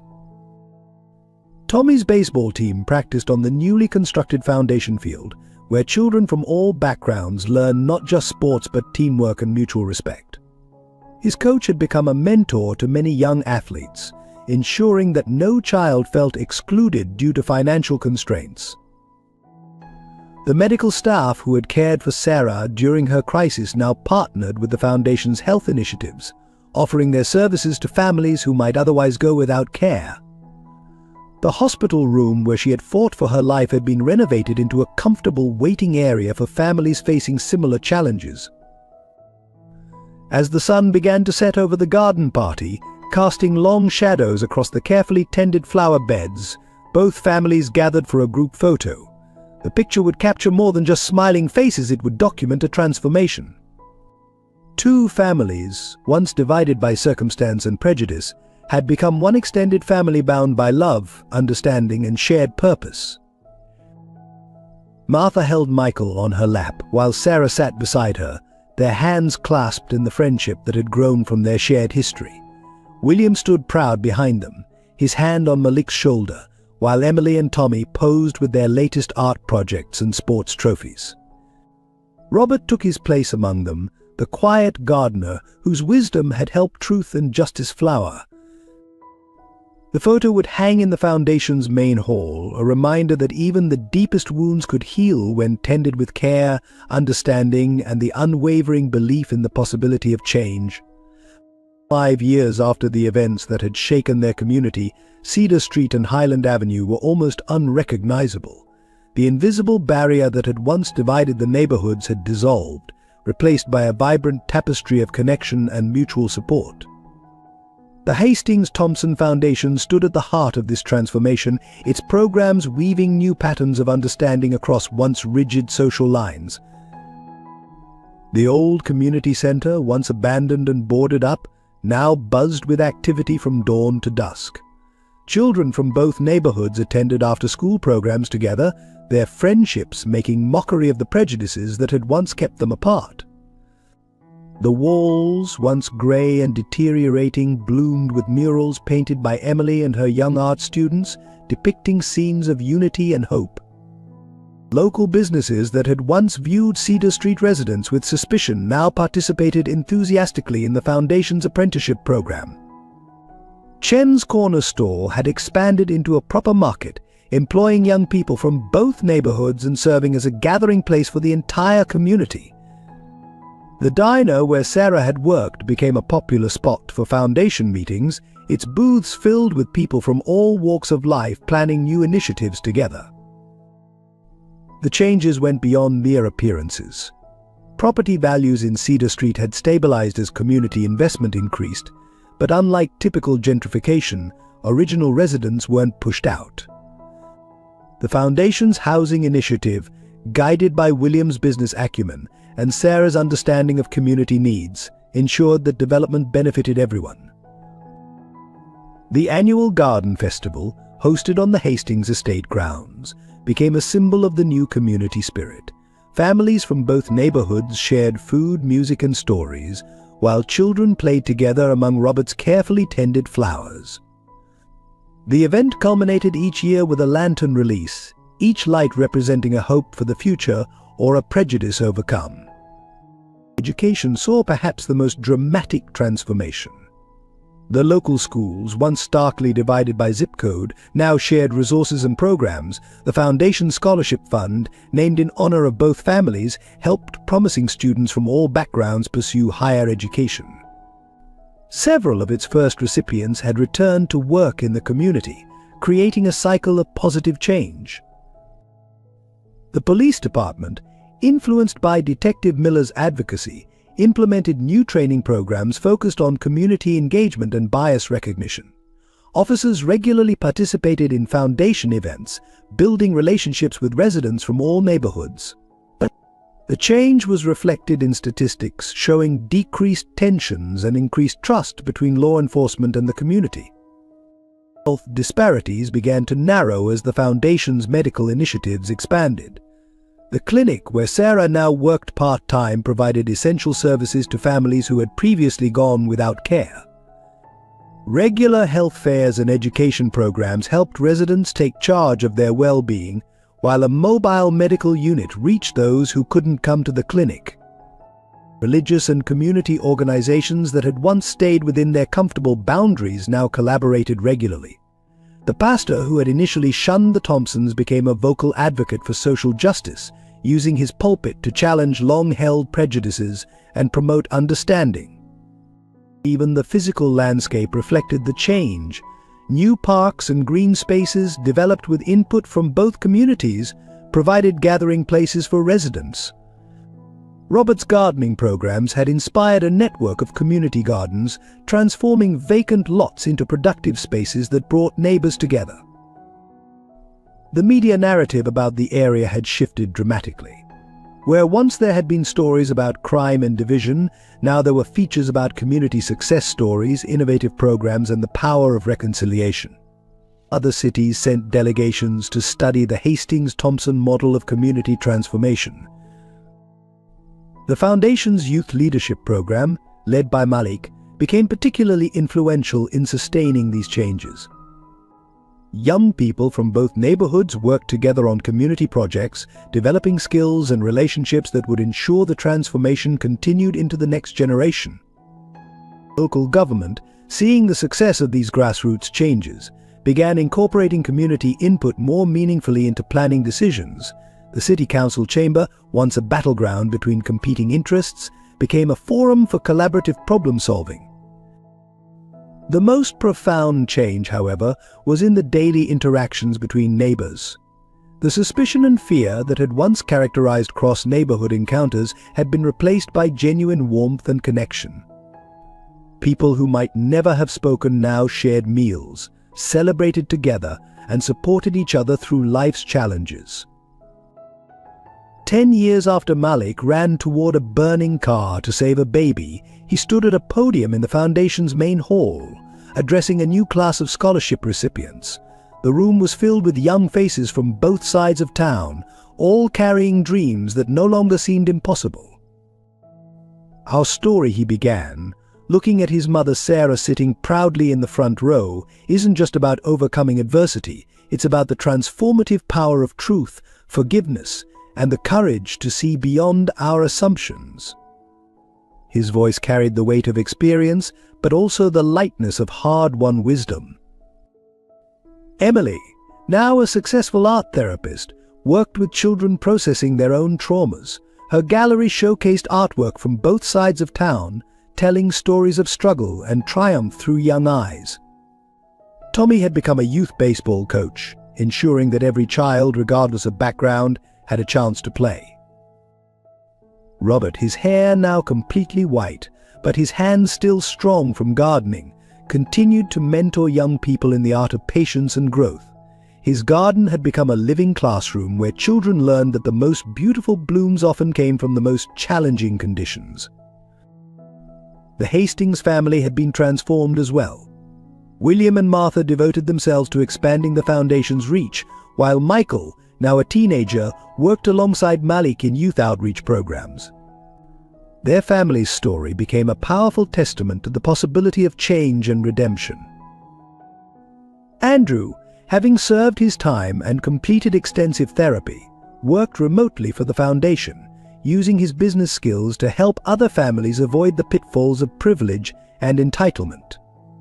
His journey from darkness to redemption became part of the curriculum in local schools, teaching children about responsibility and consequences. Sarah's clinic had grown into a full medical center, serving both communities with dignity and compassion. She often shared her story with nursing students, emphasizing how small acts of kindness could ripple through generations. The night she had saved Martha Hastings and the day Malik had saved Michael had created a circle of care that continued to expand. The foundation's success sparked similar initiatives across the country, as other communities sought to heal their own divisions. Malik and his family traveled occasionally to share their story, but their hearts remained rooted in the garden where truth had first bloomed. "Look around you," Malik continued in his speech. "These walls once divided us. Now they unite us. Every one of you carries the power to transform your community, to choose connection over division, understanding over assumption, love over fear." But as he spoke, the late afternoon sun streamed through the windows, illuminating the photographs that lined the walls, images capturing a decade of transformation. Children from both neighborhoods playing together, families sharing meals, gardens blooming where concrete had cracked, all testament to the power of human connection. "Our greatest strength," he concluded, "lies not in our ability to avoid adversity, but in our courage to face it together. Every one of you is proof that when we look beyond surfaces, when we tend to each other with care and patience, remarkable things can grow." The applause that followed wasn't just for his words, but for the living truth they represented. In the garden outside, Robert's roses still bloomed, their beauty enhanced by the knowledge of what it had taken to grow them. Like the community they represented, they had flourished not despite their challenges, but because of the care, patience, and understanding that had helped them overcome them. As the sun set over the transformed neighborhood, its light touched both sides of the old divide equally, illuminating a community that had learned the most valuable lesson of all, that the walls we build between us are nothing compared to the bridges we can create together. Your thoughts on this story of redemption and transformation matter to us. If this tale of hope, healing, and community touched your heart, please take a moment to subscribe to our channel for more powerful storytelling. Share this video with friends and family who might need a reminder that change is possible and forgiveness can transform lives. Your likes and comments help us continue creating content that bridges divides and spreads understanding. Join our growing community of storytellers and believers in the power of human connection. Together we can make a difference, one story at a time.